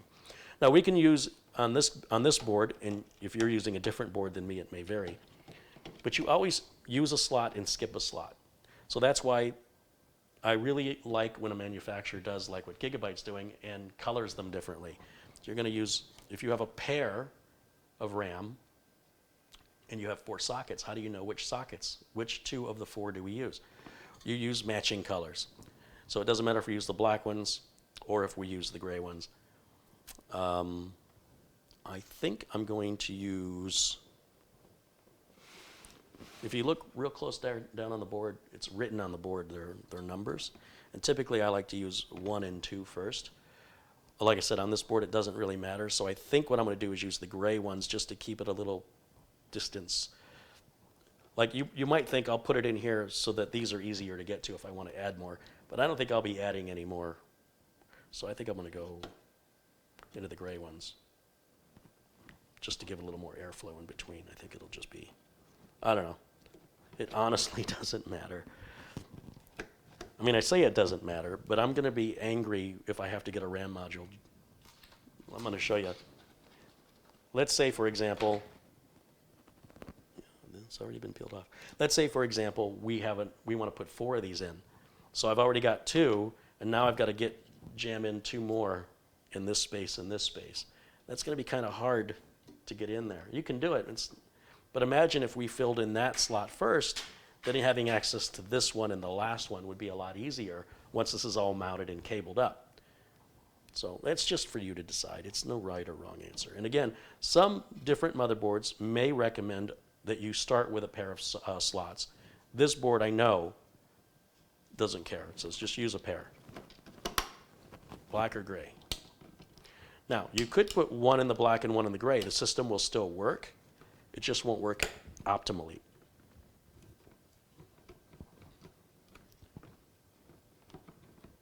Most people don't know the difference. Like the performance is so negligible, you'd have to run benchmark software. But regardless, we want it in dual channel mode, and that can only happen if we're in a paired set. So anyway, that's that. What's up, Cocoa Puff? Yeah, you didn't have to get up. Jimmy, Jimmy, Cocoa Puff. Are you cuckoo for Cocoa Puffs? Well, there's your brother. He's a good boy. Okay, and when touching the dog or your cat or anything, try and touch something metal. Get that any static buildup off of you. All right, let's see. I need a power supply, and I need a power switch. I'm going to just grab I've got a cheap 500 watt power supply here. Let me run back here and grab it.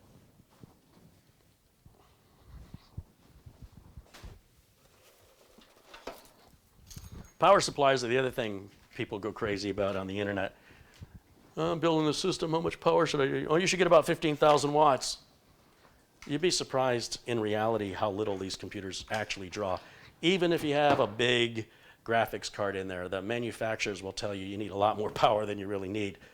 So there's a lot of overspending happening when people come to power supplies. The average computer I build doesn't use more than 400 watts of power, even with like a graphics card in it.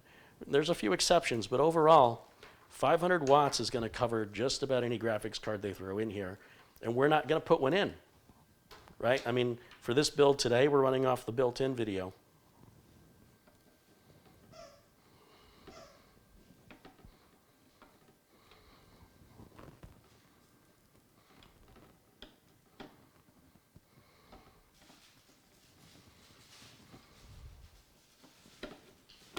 There we go. Back for more boxes. You little thief. And okay. Guess he showed me. Power switch. I need a power switch. So if I'm taking apart an old computer, you know, somebody says, hey, can you get rid of this computer? Can you recycle it? One of the things I'll pull off of it is the power switch, reset switch, power LED, hard drive LED. So this is actually a reset switch, but the reset switch and the power switch are both the same. So you can replace one for the other. The second set of pins, pins number 3 and 4 coming from the left side on all ATX motherboards that I've seen, is your power switch connector. So what I have to do now is hook up a keyboard, mouse, give this some power, and hook you guys up to your monitor. So at this point, I can move the camera back, all these close-up shots. We don't really need to follow any more close-up shots, do we? Or should I? You know what? Because how am I going to do this? Yeah, we'll move this back. I won't move it all the way back, though. We'll do this so you can see me.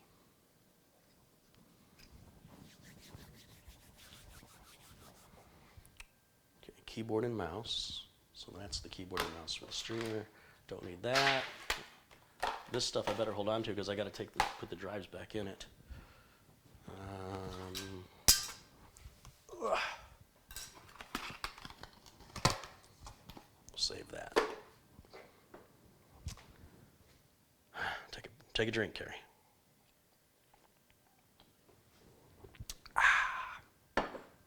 Much better. All right. All right. Power cord, keyboard and mouse. We'll put this keyboard and mouse right here. Take the little wireless dongle. Any USB port, we'll use this one way up here. Make sure the switch on the power supply is in the off position. So here on the back of this power supply, we'll make sure that switch is flipped 0 or off.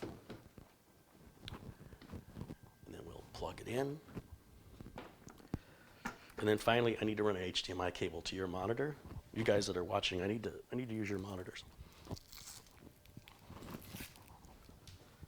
Set this stuff over here. And we'll go to the HDMI port, like so.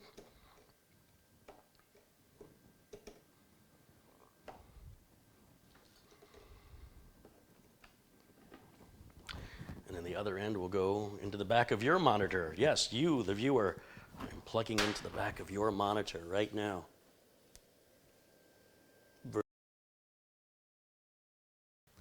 If you've not seen this before, you'll see. All right, here we go, first power on. So I think what I want to do, like if I flip over to that input, then you won't be able to see anything unless I put myself like in a corner. What input am I on right now?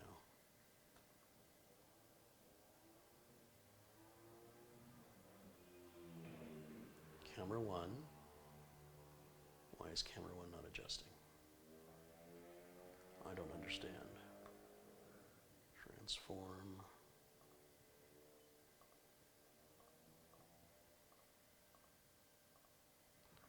Oh, that's weird. I'm leaning against the keyboard and it's holding the control button down, and so It's letting me select numerous items. I only want to select one. Now I should be able to resize. Done that a couple of times. That's better. All right. So let's see. Put that way up in the corner. All right, so that way you can still see what I'm doing. The no signal, that means the computer's off. That's basically what that means. If you see no signal on your monitor, that means your computer is turned off. Or something's wrong with your computer, that your monitor's not receiving a signal, or your monitor is set to the wrong input. If you have multiple inputs, and you've got your computer plugged into HDMI 1, and you've got your input source set to HDMI 2, the monitor's not getting a signal.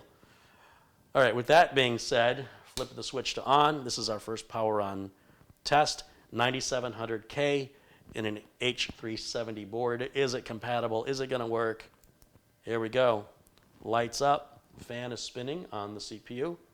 When you first boot, you just want to make sure you give it a full minute to 90 seconds to power on, because it's checking all this hardware that's been plugged into it.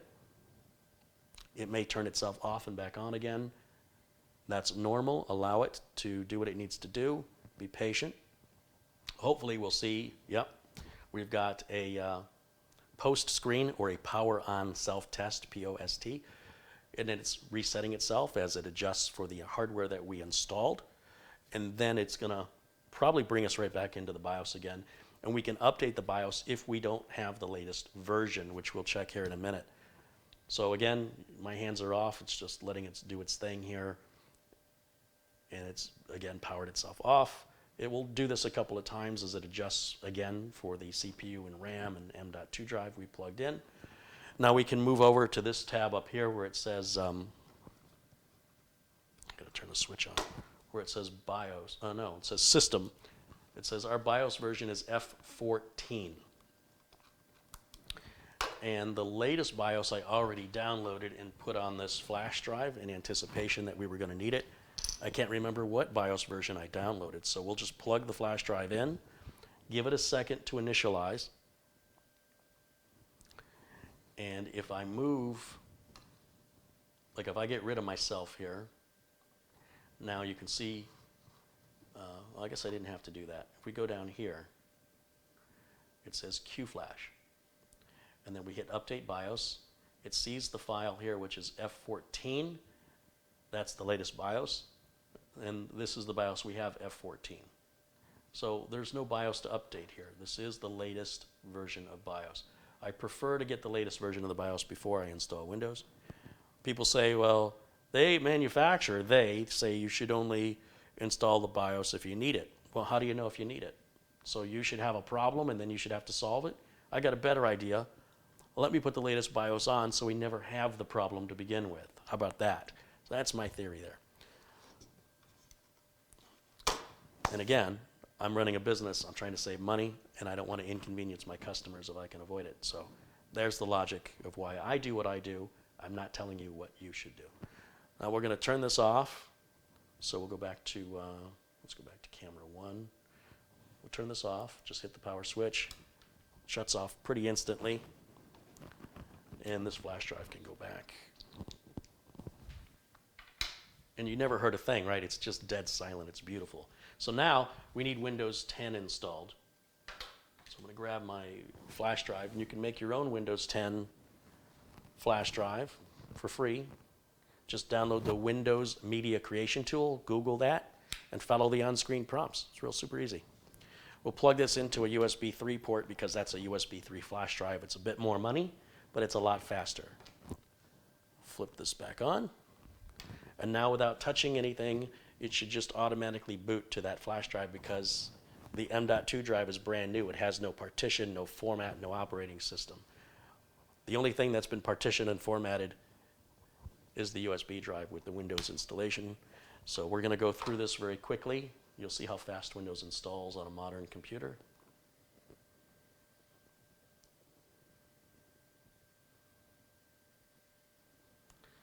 And right here it says I don't have a product key. I click on that.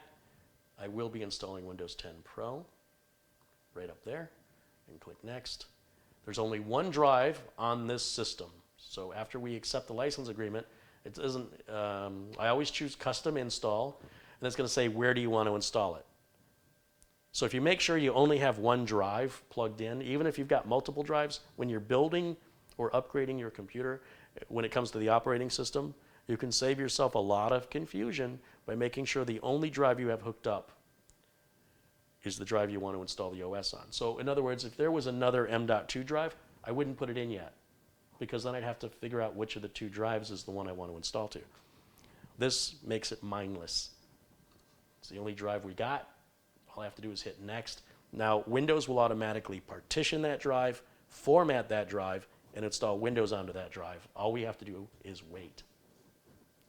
And it's going to happen pretty quick, especially to the old days, like the old days of Windows 95 or Windows 98. Those took a while.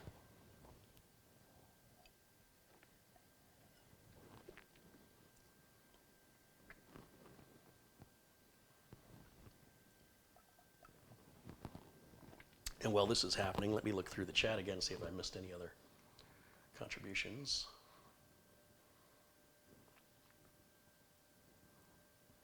Brendan Looney contributes £2. He says, hey, Carey, thank you. I'm in the UK in Swansea. Right on. And there's another one that came in. Hugh Wong contributes $2. He says, Merry Christmas, Carey, and Happy New Year. Well, thanks, of course, Merry Christmas to all of you, and Happy New Year to all of you. But you'll be seeing a lot of me between now and then, so we have plenty of time still, but thank you.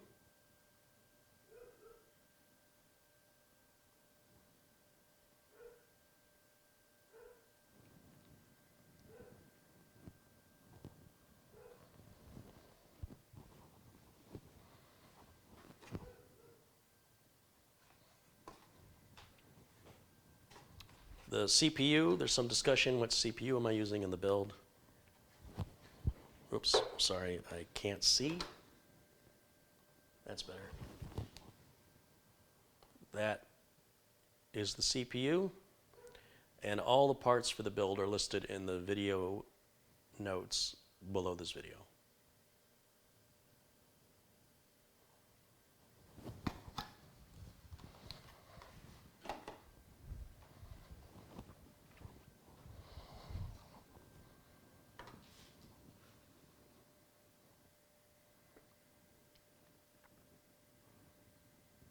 Dark Daka1 says, Carey, happy holidays from Maine. Hey, happy holidays to you. Thank you.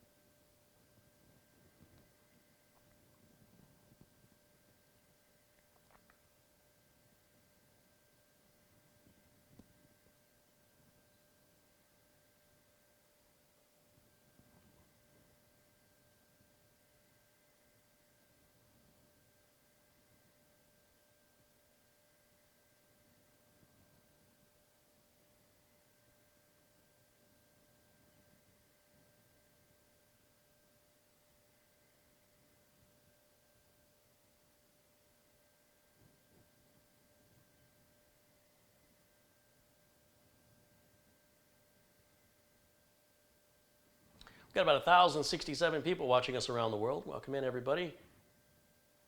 Just doing our first reboot. You'll see Windows 10 just finished its first, the first thing it has to do to install. And at this point, we don't need the flash drive anymore. I'm going to leave it there. But everything it needs now is on the M.2 drive, and it's going to just finalize the installation, ask me a few questions, and then we'll be ready to get the Windows updates. And I'm not going to put on the Intel NVMe driver or the Samsung NVMe driver. We're just going to run straight up with, we're not installing any drivers. We're going to get everything automatically from Windows Update. And then I'm going to put Crystal Disk Mark on it. And we're going to test this drive. And then we'll, I think I should use a Cronus and clone it in order to speed this process up.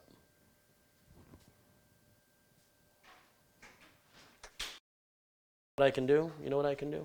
I can move this drive over to the other M.2 slot, and we can boot from that. And then I don't have to keep reinstalling the OS. And then we just run the benchmark software after we partition and format any other. That'll make more sense. Not sure that's a fair test, though. Should be. That should be fair. It should be just as accurate whether we run it from the OS drive or not. Or I can use Acronis and clone it. Either way.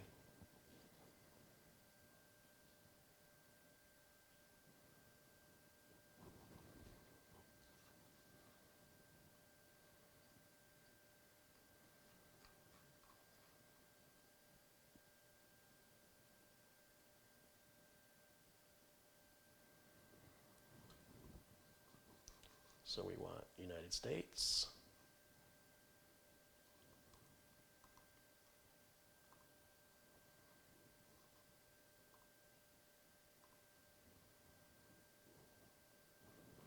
And here I'm just going to put the word user. No password.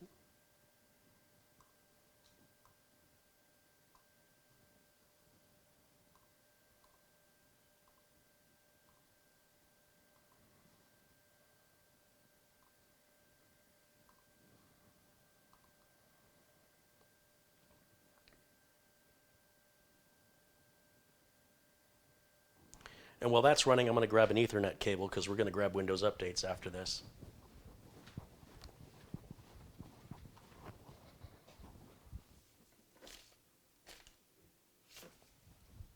There we go. You'll notice when I do a Windows install, I don't have the internet plugged in. I don't plug any printers in. I just have the bare necessities to make sure that what I've built here is working. When you start adding all those extra stuff, all that extra stuff, and things don't work, you have more to figure out. You have more, is it this causing the problem? Is it that causing the problem?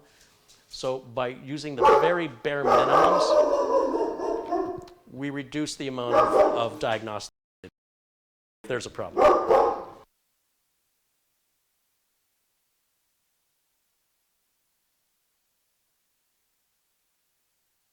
So I have landscapers here that are running all their power equipment, which is making a lot of noise. I'm going to mute the microphone. I'm going to mute the microphone, but we're going to continue with Windows updates and continue on as I talk about it.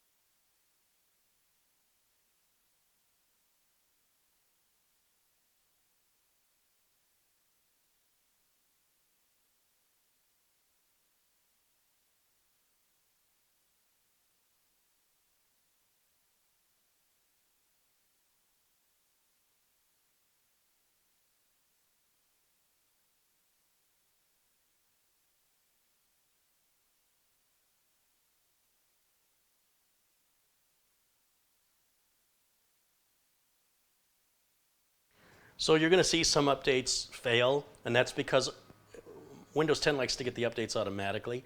So if it's getting the updates automatically in the background, and then I tell it to get updates manually, the updates, in some cases, the same update is trying to both download and install at the same time, or trying to install from two different places at the same time.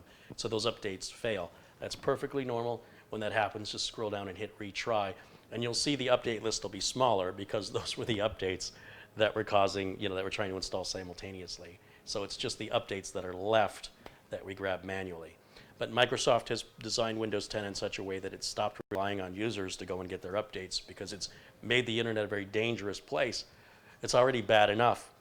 So you let Windows 10 update itself and everything's a lot better, and you don't remain vulnerable to all the things the Windows Update patches. And that's why when Windows 7 support ends next month, why it's so critical to get rid of it, to stop using it, because it won't get any more security updates, and therefore will be at more risk each and every day, and those risks will not be addressed by Microsoft. And maybe nothing you can do. It may have nothing to do with your antivirus, maybe have nothing. Could be a CPU exploit that's taken advantage of, some piece of software. A lot of Adobe products are attacked all the time. There's all kinds of vectors into your computer, from your BIOS, your router can only do so much, your antivirus can only do so much, and you can only do so much with regards to, not clicking on certain links or attachments. But beyond that, there's some stuff, just having the hardware plugged into the internet is about all it takes. Without the right type of security, it potentially could put you at risk for other kinds of threats. So you've been warned. Of course, I'm not telling you what to do, just advising.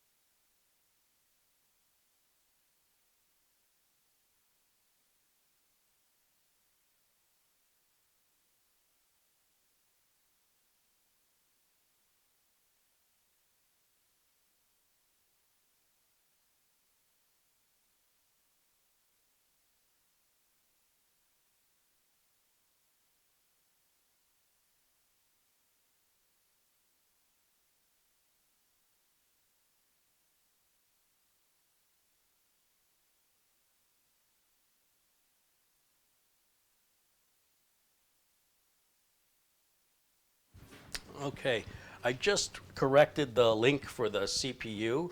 So if you hit refresh, if all the links below the video describing all the parts, it looks like I had linked to the wrong CPU. Thanks for bringing that to my attention. And then let's restart this. If there's any other incorrect links, please let me know. But you will have to hit the refresh to see the updated link.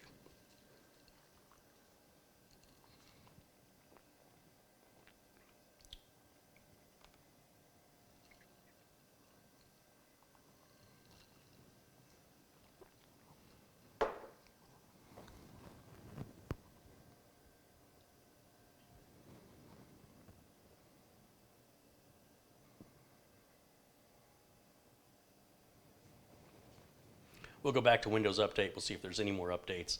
You will repeat this on a new install until it says there's no more updates.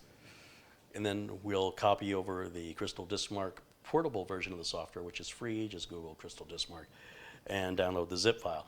And then we'll run the 64-bit version of that. And then we can move this drive over to the second M.2 slot. Someone requested that in the chat just to see the performance difference. I don't think there'll be any performance difference with the Intel 660. But the proof is in the pudding. We'll try it. It's a good idea.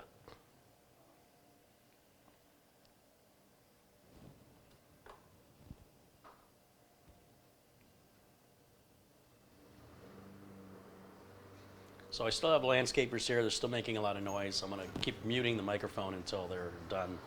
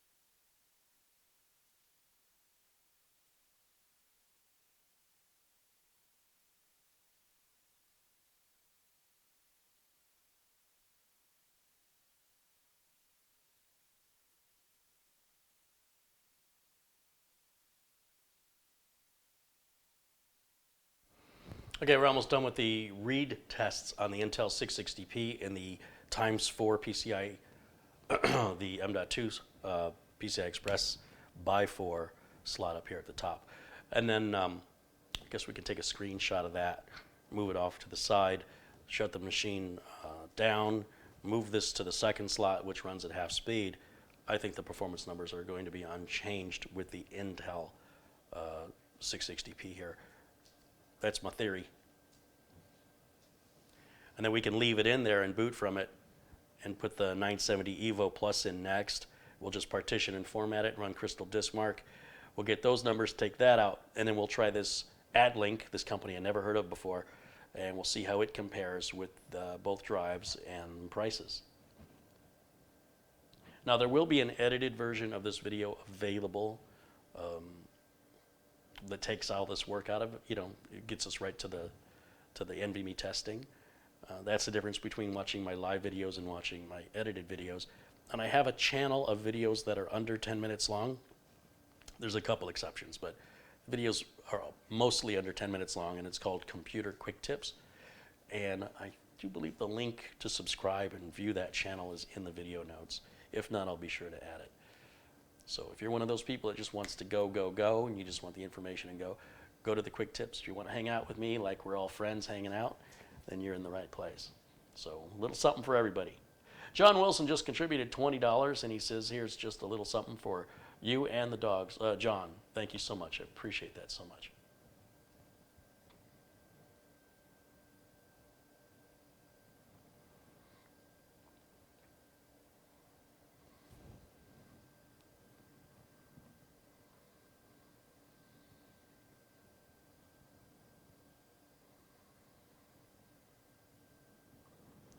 So we're just about done. The reads and writes are almost identical on this drive. At the very top of this testing window, you'll see there's an interval preparing. This is how you know what's going on. And most things like your browser, that information's down in the left corner. A lot of people don't realize it's providing information when you're wondering what's going on. So, test 3 of 5.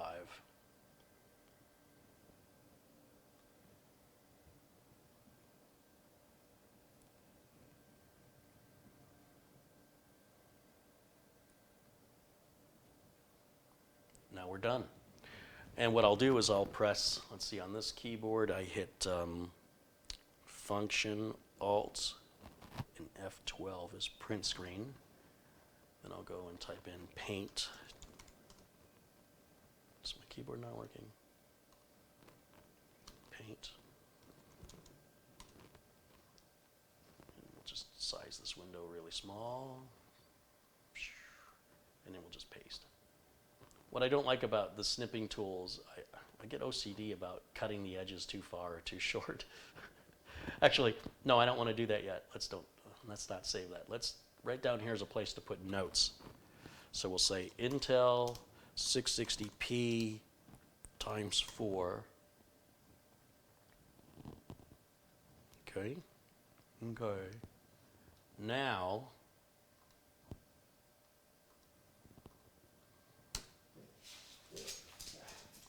do that again. Function, Alt, F12. Go to Paint. Should remember that little window from now on, so I don't have to resize that. Hit Paste. File, Save As a JPEG. We'll put it on the desktop. We'll say Intel 66p X4. Shut this down. Shut this down.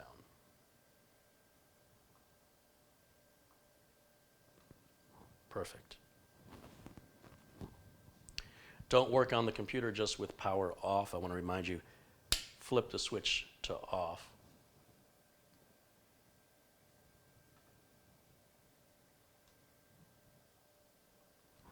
Now we're going to take the drive from the fast ×4 slot and move it to the slower ×2 slot. Know that on these other two drives, it will affect their performance. But on this drive, I don't believe it'll make any difference at all. So I was a little worried that this big heatsink might get in the way. It's just a little bit of an angle I got to put the screwdriver on. It just barely gets there. So we can take that screw out, set that down. We'll take this drive and set it down. Take out the screw here. Again, magnetized tip. Set that there for a moment. Put this in here now. And you'll notice I'm not going to make any changes to the BIOS. I'm not going to modify anything. I'm simply moving this drive to the other slot. And the computer, when I turn it on, the BIOS should recognize that's the only bootable drive. I shouldn't have to make any changes. And it'll just boot to it without having to go in. I think a lot of people go in and start modifying things in anticipation of having to, when you may have never have had to have done it to begin with, and you end up having problems you wouldn't have had.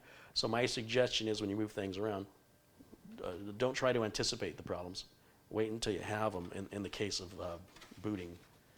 So with that, we can now flip the switch back on. And let me minimize this window, resize this window. Put it back kind of where it was. It's bigger than that before, wasn't it?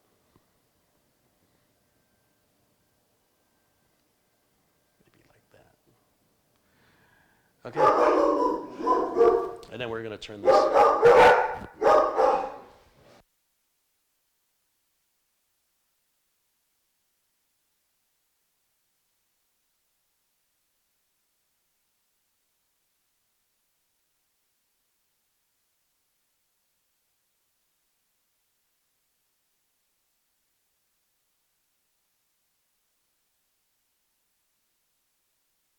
Well, that wasn't expected. But again, I'm just going to leave it and let's see what it does now. I don't know why it did that.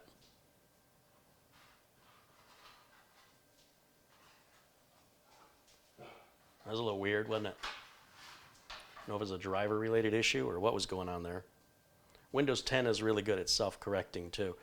Not that it just does better at mending itself than previous OSs. But, you know, there's still times, as we all know, where you got to go in and manually fix things. But it seems to be less often.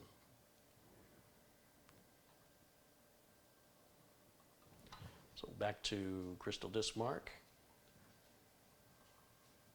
Oops, that's not what I want. I want that one. And here we go again.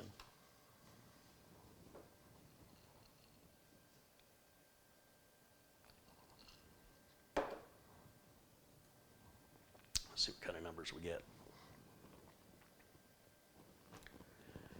Yu Wong wants to know, is the new Windows Defender good?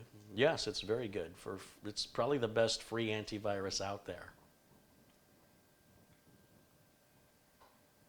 So if your goal is to not pay for antivirus, what comes with Windows 10 is, according to many sources, including my own personal experience,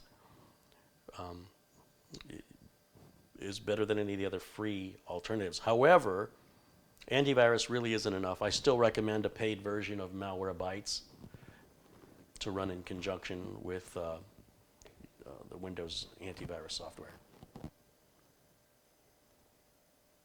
If you run the free version of Malwarebytes, it can help you to clean up any infections you have, but the paid version will prevent most of the infections from ever occurring to begin with. It's very inexpensive and highly, highly recommended on a Windows platform, a Windows computer utilizing the internet. I do have a quick tip video. If you go to the Quick Tips channel, there's a whole thing about free antivirus in there. That's like, it's under 10 minutes long.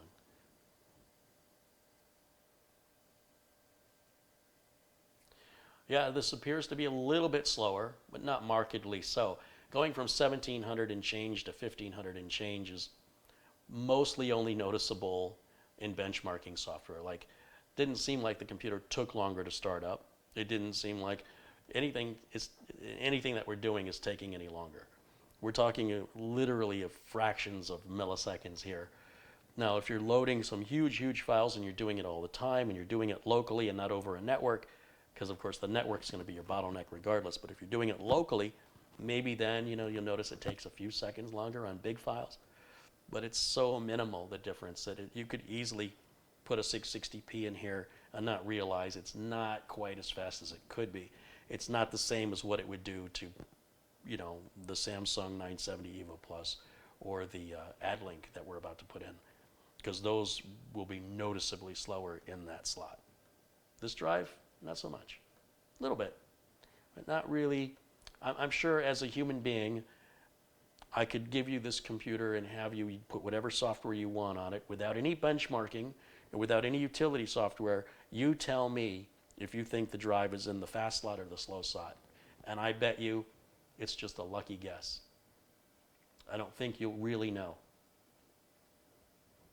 And it's only a lucky guess if you get it right, because you got a 50-50 chance. But it won't be an obvious. I don't think there's a human being out there that without benchmarking software, some sort of utility, to look in there and see that you could feel the difference. I don't think so. The difference is too minor. And Luke Greeny just posted a link to the Quick Tips channel, the Computer Quick Tips. So if you want those faster, shorter videos, definitely subscribe to that. Because what ends up happening is we do these long live broadcasts, and my sister does editing, and she'll take out the questions and answers and title them and create a thumbnail for them. And currently we're posting them both here on this channel and on the other channel, but eventually they're going to stop being posted here, and they're only going to be on the Computer Quick Tips, because we need more subscribers to it. And it's not getting the number of subscribers it deserves. It's not getting the amount of views it deserves. So we're going to start forcing people's hands and saying, if that's the content you want, we're going to stop sharing the platform and put that content over there and this content over here, and no longer mix the two, so that we can properly take advantage of categorizing everything correctly.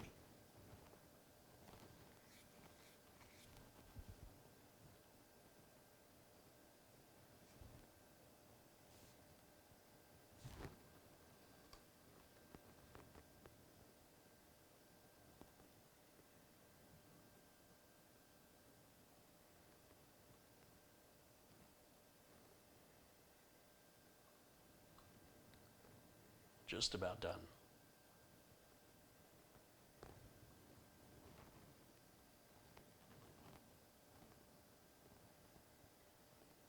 Perfect. So now we'll label this one. We'll put a little comment in here. This is the Intel 660p in a ×2 slot. And again, on this keyboard, it is Function Alt F12 and Paint. Paste file, save as.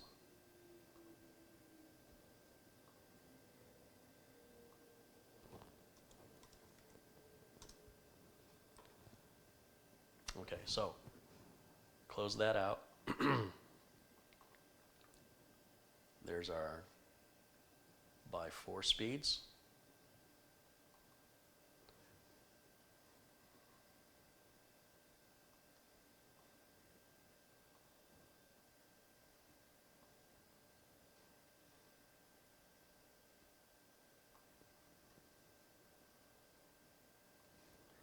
And our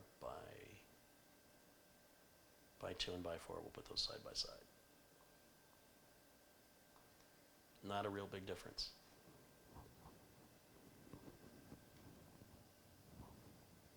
Pretty close, pretty close. Especially when you go down like the random tests, they're almost identical. But on the big sequentials, it's pretty close. All right, let's shut it back down. And we'll put in the Samsung next. How's that?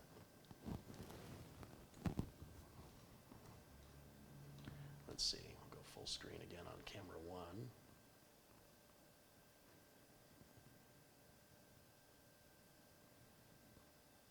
Okay, so this is off. We'll flip the switch to off.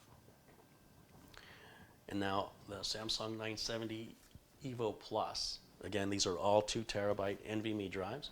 This is twice the amount of money as that Intel drive we just did. Same capacity.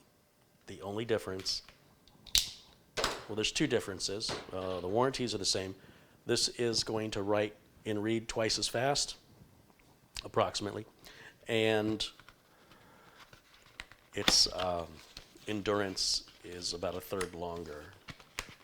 But again, talking about that seems a little ridiculous because it's unlikely any of you will hit the issue with regard to endurance. Not for a long, long time.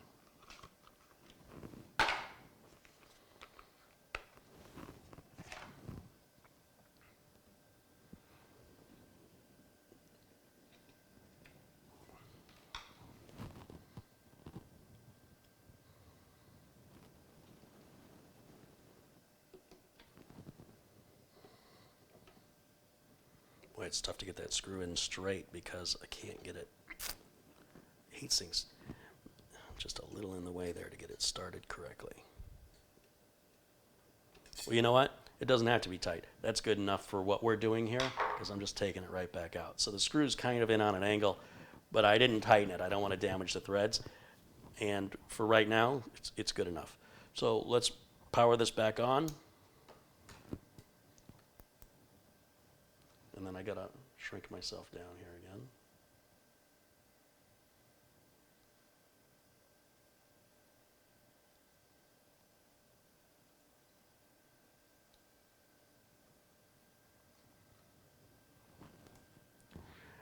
Now, because this is a brand new drive out of the box, we have to partition and format it.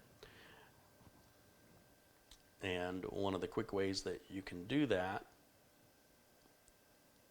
is you right-click on the Start menu, use the right mouse button, go to Disk Management, and it'll recognize you've got a drive here that needs to be formatted. It comes up automatically. We want to go with the GPT partition table with Windows 10. It's more optimal. And now that's created a big partition right here. But you notice how it's blank? It doesn't have these diagonal lines here. So what we want to do is right-click on that, say New Simple Volume, click Next, click Next, click Next. Make sure Perform a Quick Format is there. I don't like a volume name, so get rid of that. Hit Next and Finish. And then that's going to make this one large partition available to us that we can now start saving files on it. So now if we go to the File Explorer, you'll see that we have a C drive, which is the Intel drive, and a D drive. You notice there's a slight size difference there. Even though they're both labeled as 2 terabytes, they round it.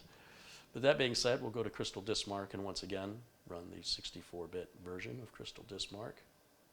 This time we've got to make sure we select the right drive. Normally you just hit the All button, but right here we change the drive letter to drive D, leaving everything else the same. Start the test.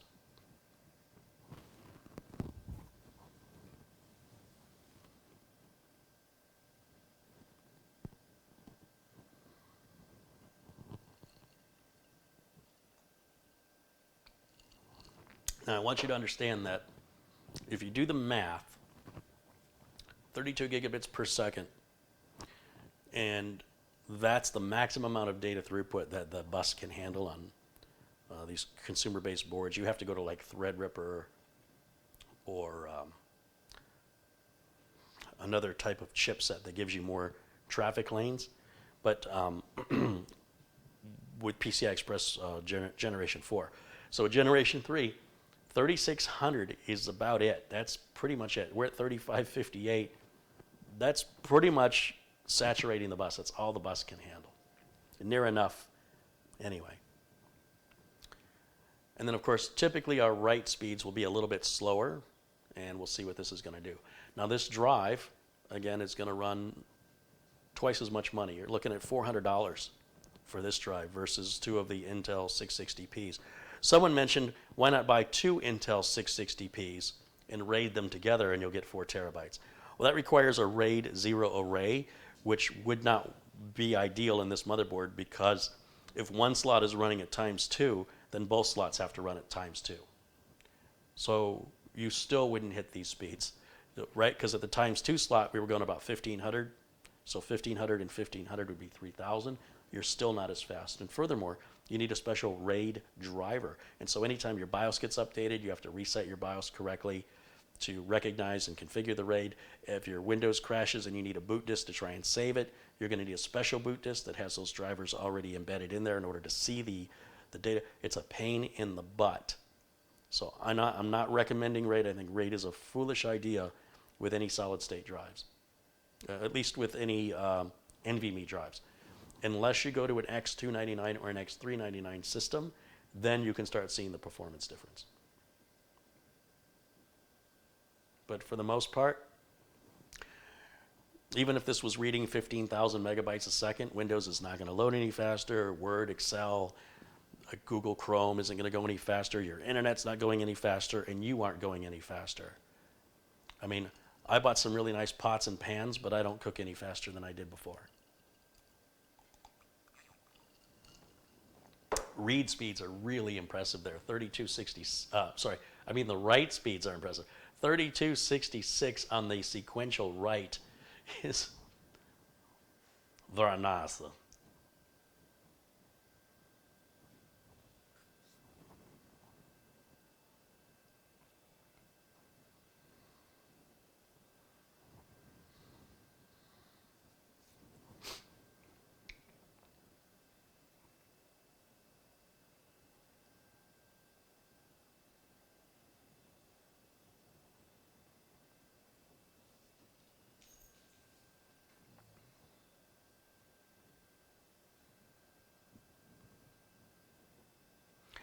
Alan Manage says, I've read that Windows Defender can have issues with a third-party antivirus.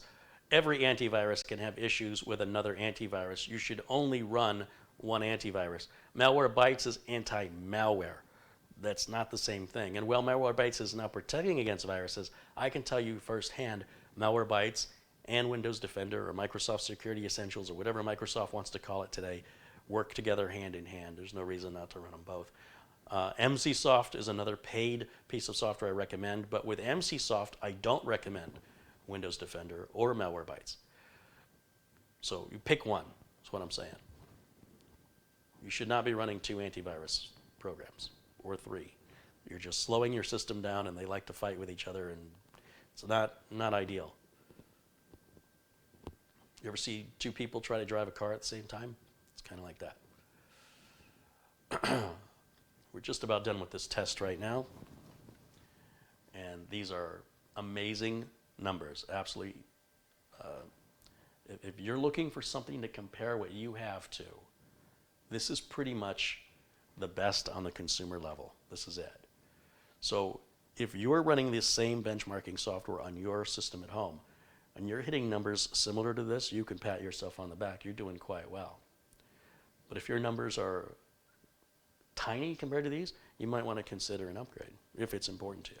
So we'll label this one just the same. We'll come down here and we'll say this is the Samsung 970 Evo Plus, 2 terabyte, of course, X4. Okay, there's our results.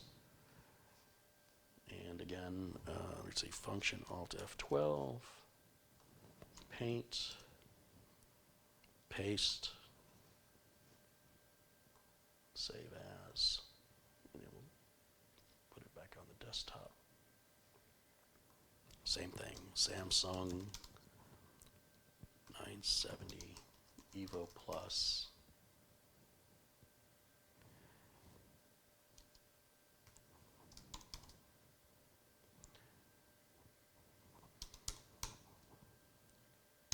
Oh, didn't mean to save it as a PNG file.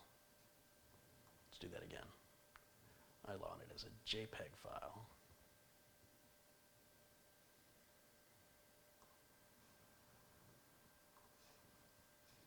Close that.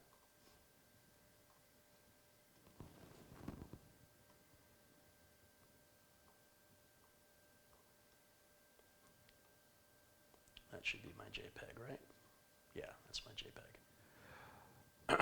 Now, if you compare that to the Intel 660p in the same slot, running the same speeds, the slot is running at ×4. It's pretty much half. It is also half the price.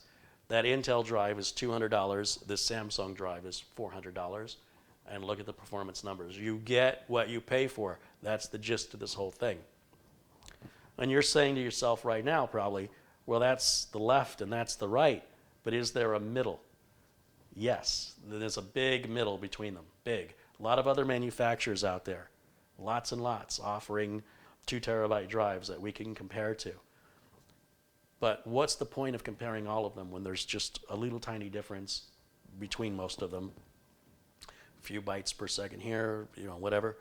So let's go to the fastest one that's available at the cheapest price. So what's the fastest drive at the cheapest price?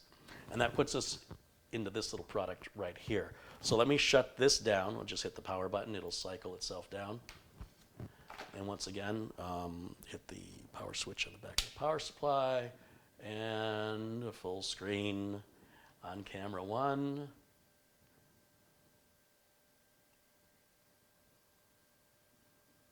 Perfect. All right, now, same thing. We're going to take this drive out.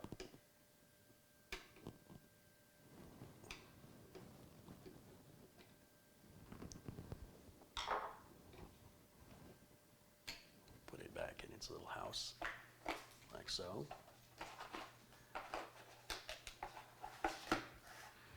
Now, I have never heard of this company before, this AdLink, and I was reading about it, and I think PC World did a review of it, and they were basically saying that, and I'm taking their word on this, that this is the drive that comes closest to the Samsung 970 Plus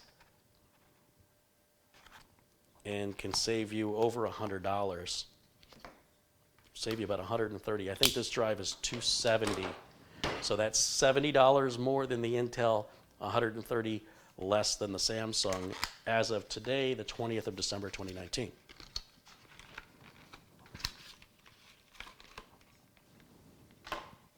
Got some documentation here.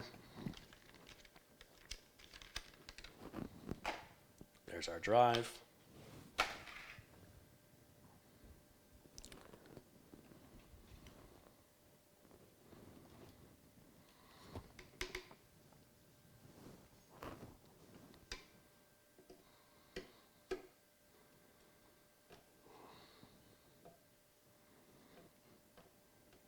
Just can't get a good angle on that. That's okay. Good enough. Like I said, that's why I tell you not to tighten that screw down that much. You want it to go in straight. If this was going to be put together for a customer, I wouldn't leave it like that. But this is coming right back out after the test. Let's see what this does. Let's power this back on, flip the switch back on, hit this, and then move you back over to camera 2 again. So I got to resize. There we go.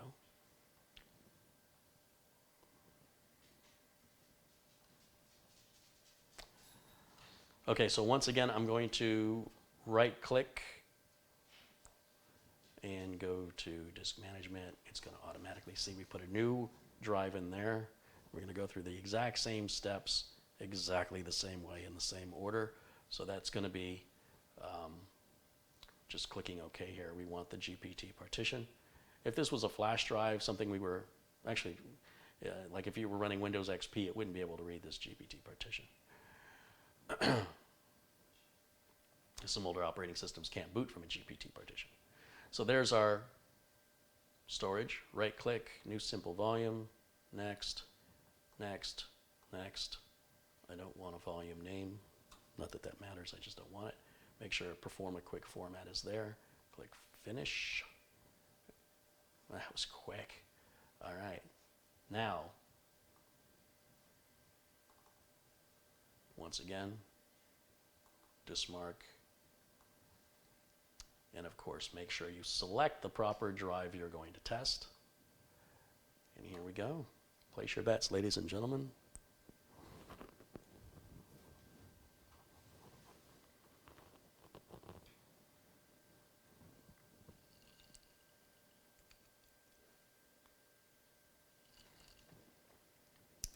Sorry, the drive is, they're saying the AdLink S70 drive is $248.88. So just about $50 more than the Intel drive, $150 less than the Samsung drive. And you'll see it's a little bit slower than the Samsung drive, but not by much.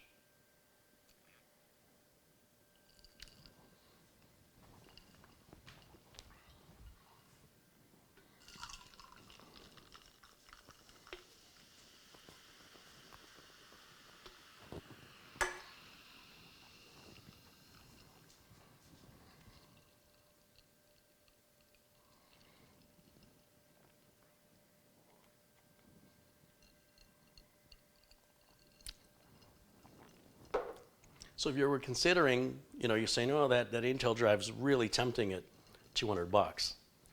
Well, for 250, is this one more tempting? Will you notice the difference? Are you a computer user that will notice that difference? The people that I have as customers, I have a very small percentage of them that may notice that difference. Most of them would not know the difference. And so for them, spending that extra $50 wouldn't make any sense. They'd be totally happy with that Intel drive.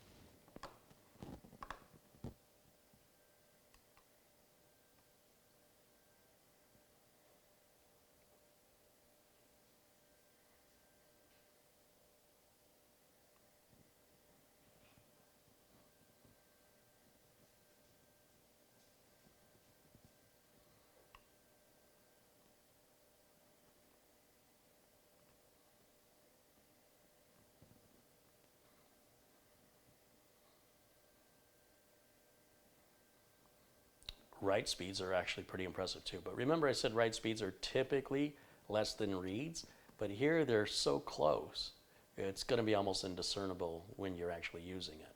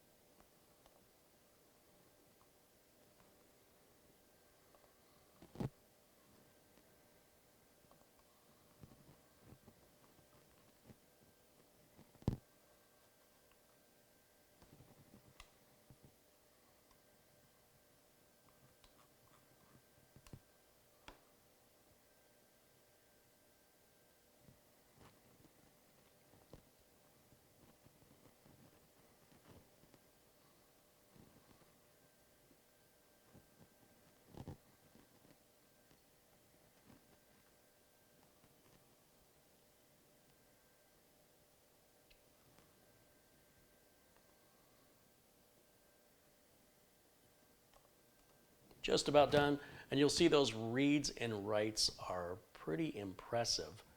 And as soon as this finishes, we'll save again the results and we'll take a look at everything finalized here for our comparisons. Well, for your comparison, there's no wrong or bad decision here.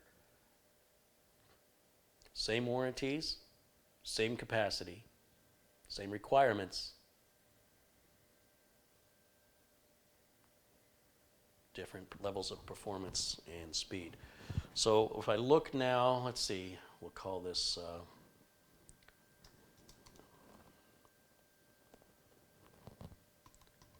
AddLink S70 2 terabyte times 4. And then it's function Alt F12, paint, paste, save as,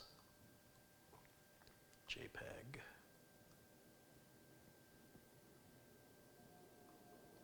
On the desktop. AddLink S70 2 terabyte X4. Okay. So here we go. This is what $200 will buy you. This is what, $250 will buy you. This is what $400 will buy you for 2 terabytes of NVMe storage as of December 20th, 2019. There's your final numbers. Now you can see, if you go from this window here, for $50 more, you get this. But you'll notice this drive doesn't do quite as well in this particular test as the Intel drive. So it's not like this is excelling in everything. But look at how much bigger the numbers are for $50 difference. And for $150 difference from here, or $200 difference from the opposite end, look at these numbers. And even then, these random 4K numbers are going to be pretty similar right across the board. This number is ridiculously high. I don't know why. This may have to do with any RAM on the board, any caching it might be doing. I'm not sure. So again, how many files you're copying, how big those files are, et cetera, are all going to play a role in what amount of performance you're going to see. Am I covering up that last number? I just realized I might be covering that up. I am. I'm sorry. Let me fix that.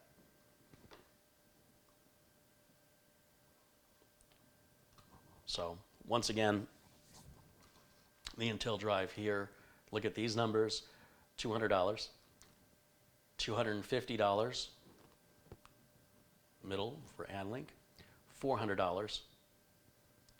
And yeah, if you look at this row here on AdLink, it's a strangely high number. Across the board on the bottom, they're nearly identical on this test. Nearly identical, well, no, not nearly identical here. Samsung clearly wins out. And then on your reads, so there's a pretty significant difference on these sequential reads for $50. But not so big of a difference on these sequential reads for an additional $150. And again, if you look at the Samsung drive on the other tests compared to the Intel 660p, it's not all that different. Say on this test is a little different. This one is quite different, so it's almost double here and double there on the Samsung side. So those are your options available today that I would consider. ADATA has their XPG, what is it, the 8200, which also falls in line with the AdLink. They're so similar. The reason I selected the AdLink is I've used ADATA XPG before and I liked it. I've never used AdLink before and I wanted to do something different.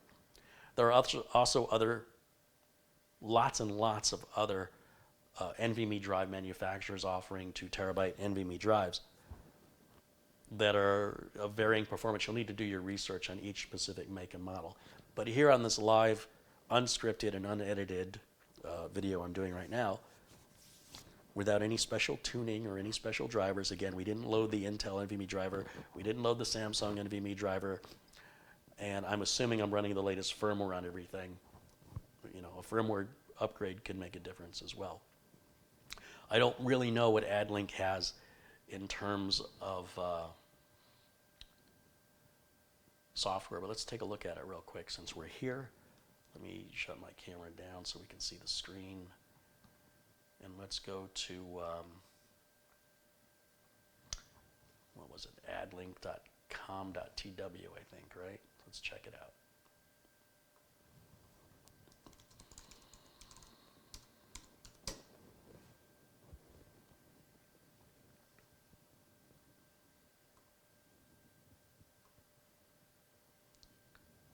Oh, they've got a Gen 4 one. I don't think it's worth buying that right now.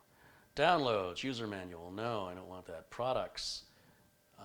We want M.2 PCI Express SSD. They've got one with a heatsink on it, the H90. This is the S90. That's got to be the Gen 4, yeah. We've got the S70. The X70 has RGB lights along the edges. It was ridiculous. It's this one right here. Let's look and see what it says.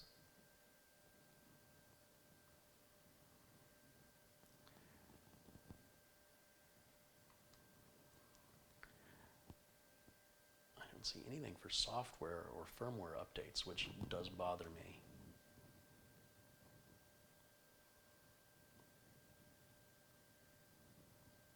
I don't see any links for support.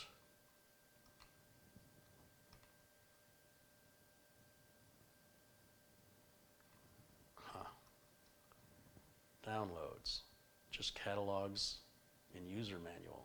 That's all they offer for any other.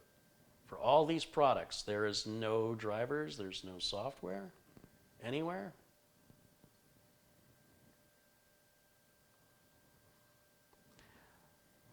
So you save $150 though, compared to the Samsung. But with the Samsung, I get the Samsung Magician, I get firmware updates. Let's see the little instruction manual that came with the ad link. Does it offer us any information to go to a specific link for downloads? Maybe it's something that's not publicly visible and is only in the documentation. Let's see.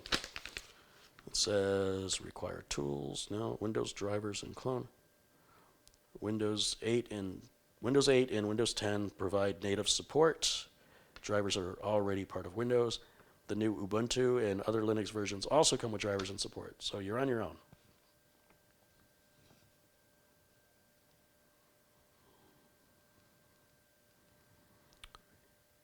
Desktop install.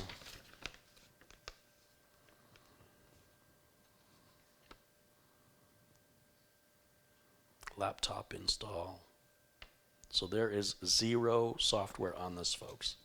So on the Intel, you're going to get, if you go to Intel's website, an Intel-specific NVMe driver, which is optional to use, and the Intel Toolbox, which you can use to constantly optimize your solid-state drive, which you can configure Windows to just trim it automatically. I mean, Windows is going to do that on its own anyway, but Intel provides you with the information like how much data you've written. Samsung will tell you how much data you've written. If there's a firmware update, it not only tells you you need it, but offers you the ability to apply it without having to go anywhere special, do anything special.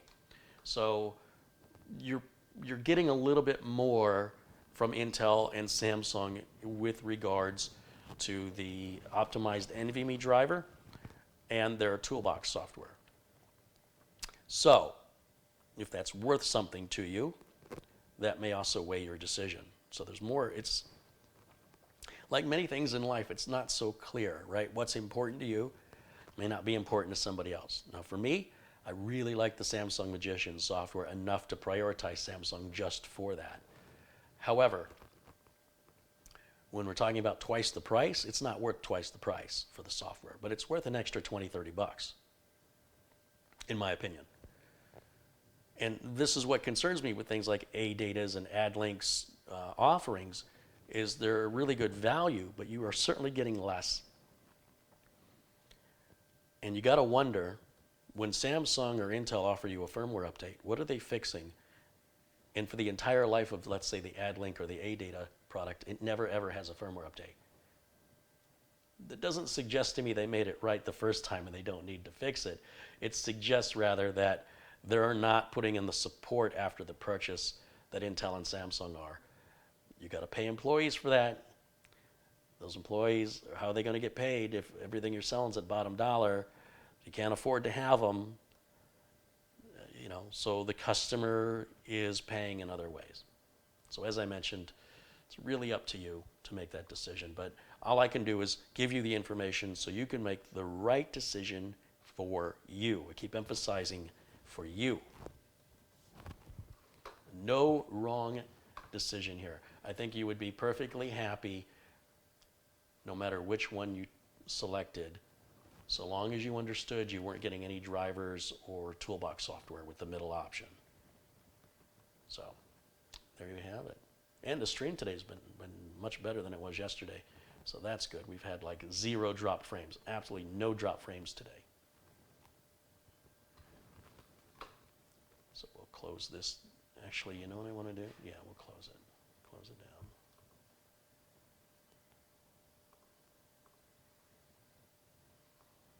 And then we'll shut down here. And we'll go back to camera 1. And fit that to the screen. There we are. We're all back. So that is our end result of today's testing. And then I was hoping if I had time, I was going to go ahead and forgot what drive, I have to look up what drive I'm putting this in for this customer. And then I can mount it into, this is eventually going to go here into this Be Quiet Pure Base 500 case.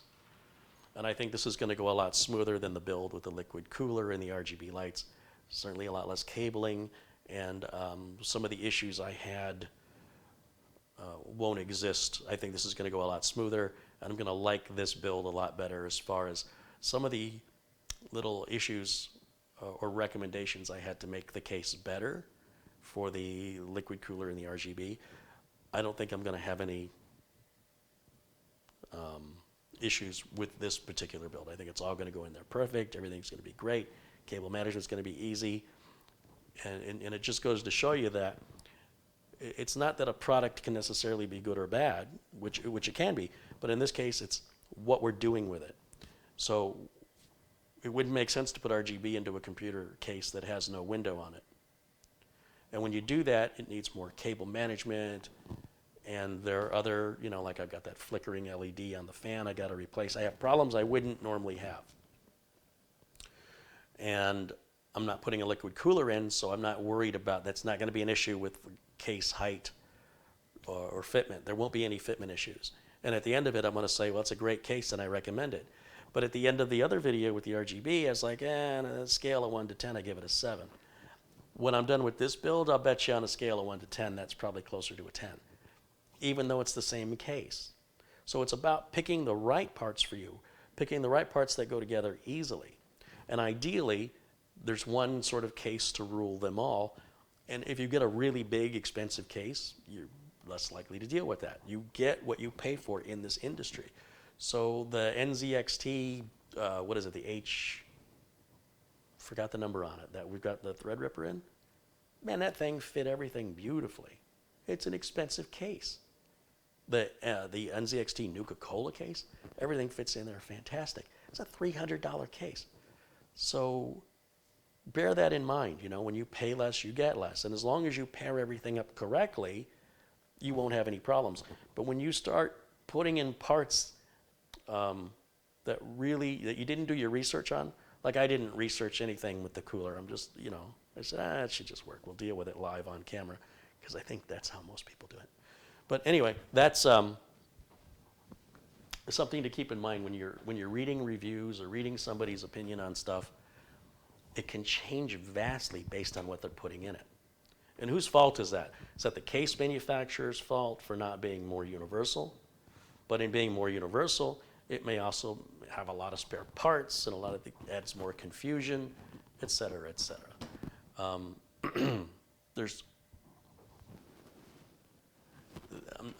I just realized there is one thing I don't like on the back of this case, and that's I don't like that the screws are exposed for the PCI slots. And not only that, but not only do you have to take these screws out, but you have to take this bracket off, which is something I see a lot on pre-builts. I am not a fan of this. These screws should be inside for security reasons, and this piece should not even exist as far as I'm concerned. In order to take out these screws, to put any cards in, you also have to take out these screws and remove this plate. And that just stinks. I don't like that personally. I don't like that design. So this case will not be a 10 out of 10. But it's, apart from that, with these parts that I'm going to put in there, I'll have very little to complain about with those parts. Okay, so I think it's an important consideration. All right, any final questions? We're going to wrap things up.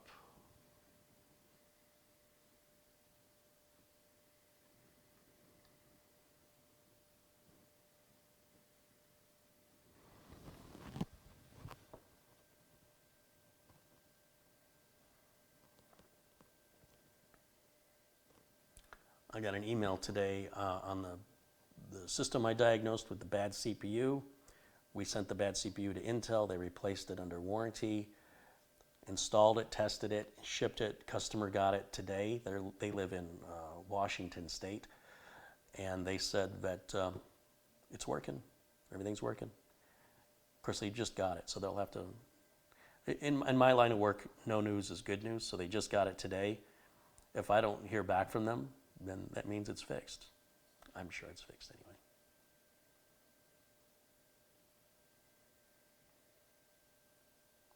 Is the Be Quiet case your new favorite? No, not this one, unfortunately.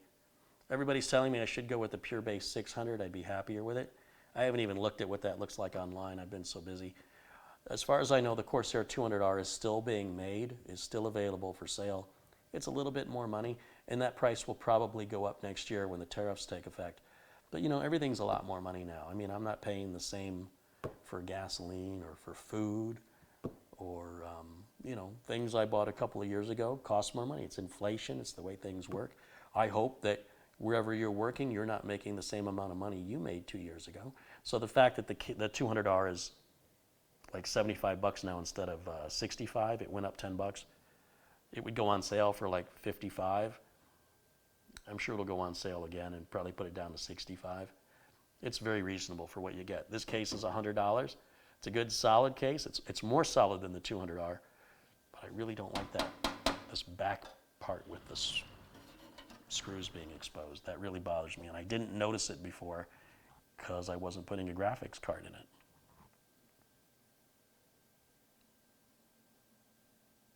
Yeah, I don't understand why they did that. But that's their design choice, and it's my preference. It's not necessarily a universally bad thing. It's just, again, my preferences.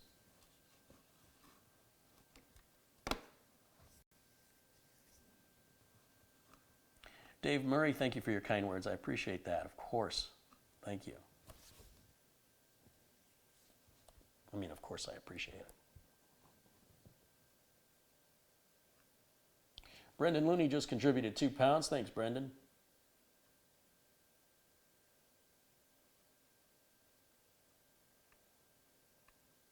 Myron, thanks for your kind words as well. John Wilson says, how many inputs does your capture card have? It's got 4 inputs, John. And if I buy another capture card just like it, it's got a little adjuster on it so you can put multiple capture cards in. It's got like a potentiometer you can turn so that they don't interfere with each other. So as long as you've got slots, you can keep adding capture cards. But the link for it is in the Amazon store here in the video notes below the video. That's the $899 Magewell 4-port HDMI capture card.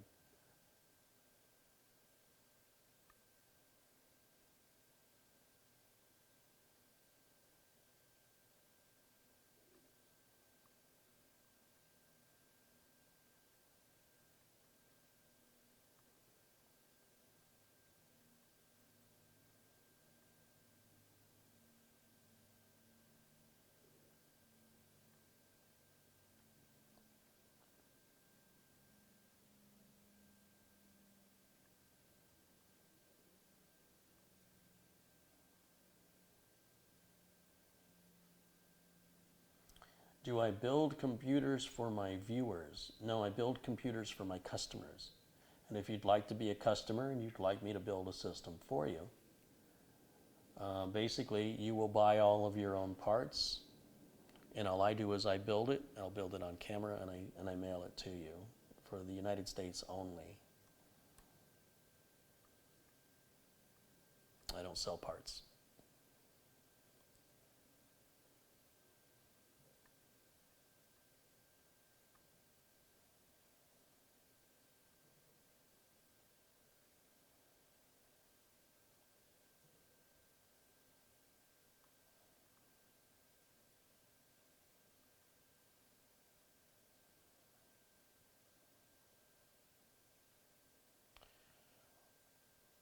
Wolf Chaser says ADATA has a pretty good SSD toolbox as well. I think it's wonky. I don't really like it at all. The ADATA toolbox, it seems worthless. Like it's not even worth having in my opinion. Not compared to the Samsung Magician and Intel's toolbox. But that's just my opinion. But yes, ADATA does have one. Just, I don't find it very useful.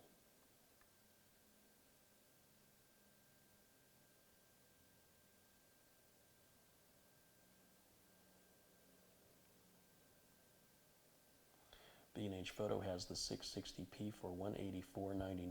Remember, the 665p will be out and available in 2 terabyte size within a few weeks, and it'll have slightly better performance and a third better endurance.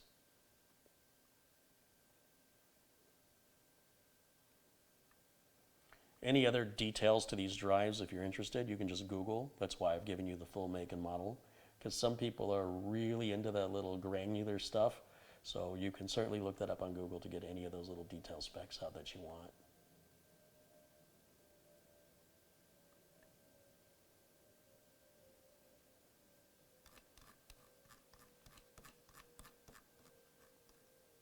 Sharon Idle just contributed £2. Have more Dosh. Hey, thanks, Sharon. I appreciate that. Thank you very much.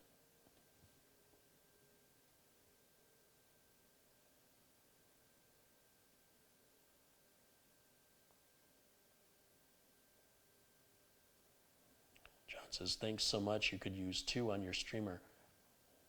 No, I would get I've got a second machine to use as a streamer, and it's always good to have like a backup, a contingency if everything goes wrong. If I go to turn the machine on one day and it won't fire up for any reason, and I'm in a hurry and I need to get work done, then I can bring out another machine and hook it up. So right now I can sort of do that with the Blackmagic 4K capture card that I pulled out of the stream, and that's why I pulled it out. But I haven't got anything installed. Ideally, I would have 2 streamers, both with the 4-port HDMI, and then when I get an office, if I get a studio rather, then I would have one at the studio, still keep one at the house, and I can film at either place. And if something happens at one place or the other, whether it's a burglary, a fire, a theft, I can still keep going. Now, I can also keep going with the laptop using the external capture card on Thunderbolt, which again, a single camera interface. So I already have a bit of a contingency. But in a perfect world, I have multiple cameras, multiple streaming computers, multiple meaning more than one. Really don't want more than 2 because they all have to be maintained, have to be updated, BIOSes, things, drivers, etc. Then it becomes more work maintaining them. So ideally, just a duplicate of important things, like any other backup. And we'll get there. We'll get there. I mean, I'm happy to have the 3 cameras. In fact, the other camera came the other day. It's sitting in a box right back here. And then I'm going to probably do a video on how to update the firmware on these cameras because it's a scary and weird process.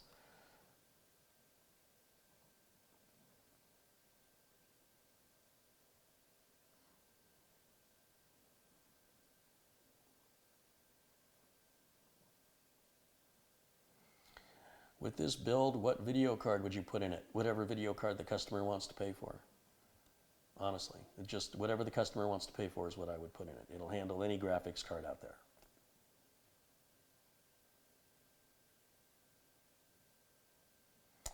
Carey, which drive would you recommend for video editing? Well, look, video editing recommendations are simple. You get the biggest, fastest everything. Biggest, fastest graphics card, biggest being, the amount of RAM, the amount of CUDA cores. You get the biggest, fastest CPU, meaning the biggest, not physically, but biggest meaning the most you can afford. You see, with video editing, certain tasks, there's just never enough power. You can buy the best of everything and still sit there waiting and waiting and waiting. It also depends what kind of videos you edit. If, for example, you want to make 4K videos, your rendering time is much more resource intensive, 4 times more intensive than 1080. And then, of course, you're doing transitions, special effects, layering, green screen. All that stuff adds more resource intensive processing, which means you need more processing power, more RAM. If you can get 128 gigs of RAM, get it. If you can get the i9 9900KS or the 3950X or the Threadripper, throw it in there because it still won't be enough. At the end of the day, you'll wish it was faster with those kind of tasks. When you're dealing with very large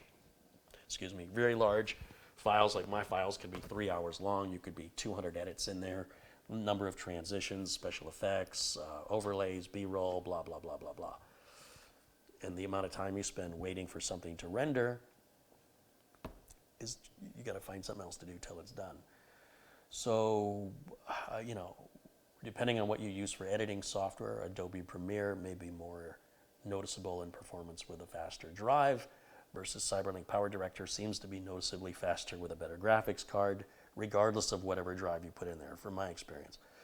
So what you're editing it with, how long the files are, you know, if you're rendering something in 360 and you've got 4 or 5 different camera sources that have to be synced up, if you're doing multi-camera edits, if you're doing, I mean, it just goes on and on and on. So the bottom line and sort of the generic answer for everything is you just put in the most you can afford. When it comes to video editing, it'll never be enough. Louis67 just contributed 10 Canadian dollars and says, keep doing what you're doing, Carey. Love your videos and learned a lot from you. Merry Christmas. Hey, thank you, and Merry Christmas to you too. And thanks for supporting the channels. John says, that was my concern. You've got 3 cameras. No, John, that's why I got 3 cameras, is because I have a quad port HDMI card, thanks to Colin Hilton, who joins us from time to time. Sorry, I have something in my eye and it's really bothering me. So that enables me to have 3 cameras and a computer feed all at the same time, which is perfect. I can't even imagine if I had more what I would use it for. I barely use 4 at this point. But let's say, for example, I had a left camera, a center camera, and a right camera, and then the video feed of one of these computers. I'm already set for that. So what I would use another 4-port capture card for, as I mentioned, would go to another computer to work as another streamer to have as a backup machine. But it's not something I need. It's just in my perfect world scenario, you know, to make sure I'm always up and running, even if the unexpected happens, and it will, that I have a fallback plan. And then while I'm on the fallback, after I'm done, I can work on the other one, get back up and running. You know what I'm saying? I don't like having to adjust my schedule to unexpected events. I'd rather be able to, for example, have a flat tire, pull the car over, change the tire myself so I don't have to wait for a tow truck or worry about whether or not they do it right. Get that swapped out, put the flat tire in the trunk, get back to where I was going, so I'm only a few minutes late versus how much later I would be waiting for a tow truck. And then later I will schedule getting the flat tire replaced so that I don't interrupt my scheduled plans because of the unexpected. You know, you can be in a car accident and nothing you can do about it. So there's certain things in life, you know, you don't have a choice. But with proper planning, having the backups makes it possible for me to stick with my original plan and not have to change it to, well, I was going to go live and do a build, but instead it looks like I'm fixing my own computer today and then end up not making a video. That's not good for business, right? That's not good for my sanity either, to be quite honest. I'd much rather say, still making this video. I'm going to get this computer done for this customer. I'm going to say hello to all my viewers. And then later tonight or tomorrow or next week or whenever I want, I'll work on the other system, get it fixed. Or who knows, even put it up on the bench and make another video out of that, but on my schedule, not on its schedule.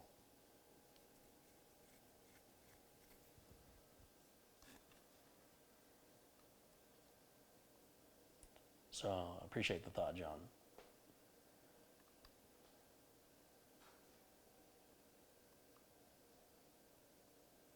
But I do intend to get another quad port HDMI card, like I said, for a backup system. What bothers me, these cards get hot, so they have a little fan on them. If you look at the Amazon picture, it's got a little cooling fan on it. Sooner or later, that cooling fan's going to go out. And if that cooling fan goes out, I won't know. I'll just start having problems. And if at that point I have to order another capture card from Amazon, I'm going to have to wait a few days, you know, at least 2 days for it to arrive. So does that mean I don't make videos for 2 days? Which is not the end of the world.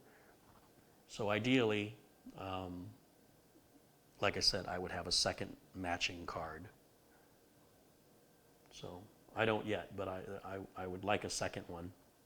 But I'm certainly not asking anybody to provide it. It's $900. It's a lot of money.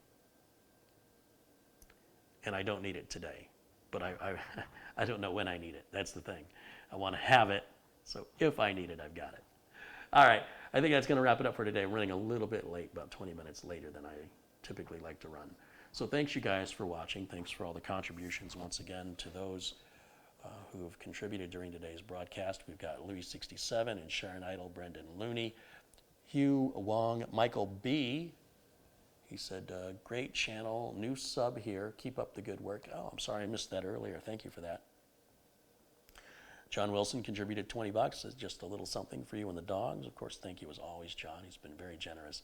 Randall Hill, he said, my checkup at the heart doctor went very good. Well, that's great news. You don't have a backup heart, you know. You can give up a lung or a kidney, but a couple more from Hugh Wong today and Brendan Looney. Jesse Kirk, thank you. Chester Hughes, Stephen Naylor and Madi Yoel, Pete Unwin and Richard Lewis, Art Awesome, John Yasuda, thank you so much. Andrew Dorset, Dwayne Phillip, contributed £5, says have a Coke on me. Ben Decor, another regular contributor here, supporter, says, hey, Carey and chat, hope everyone's doing well and happy holidays. Thanks, Ben, and happy holidays to you and yours. Paul Hoynick, and the first contribution was from Jesse Kirk, right when we got started.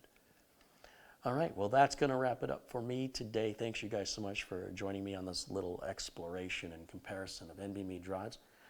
And we'll continue. I'll put this stuff away so that I won't do this off camera, where this will become a computer build. I have a number of customers waiting, and I'm so confused over who wants what now. I have to figure all that out because I'm not sure.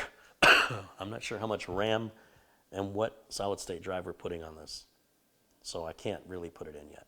Anyway, so hopefully I can get all that straight over the weekend. There'll be some quick tips videos released over the weekend. I'm not planning to be live this weekend. And that's it. Thanks, guys, for watching. Thanks all my friends in blue for keeping everything civil in the chat room. Thanks to all the viewers for tuning in and participating in the chat. And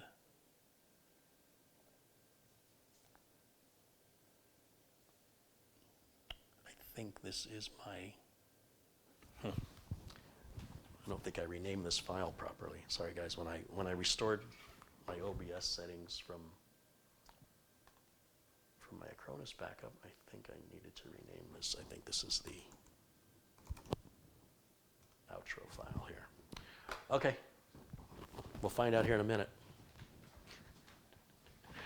Have a good weekend, guys. I will see you all again very, very soon. Until then,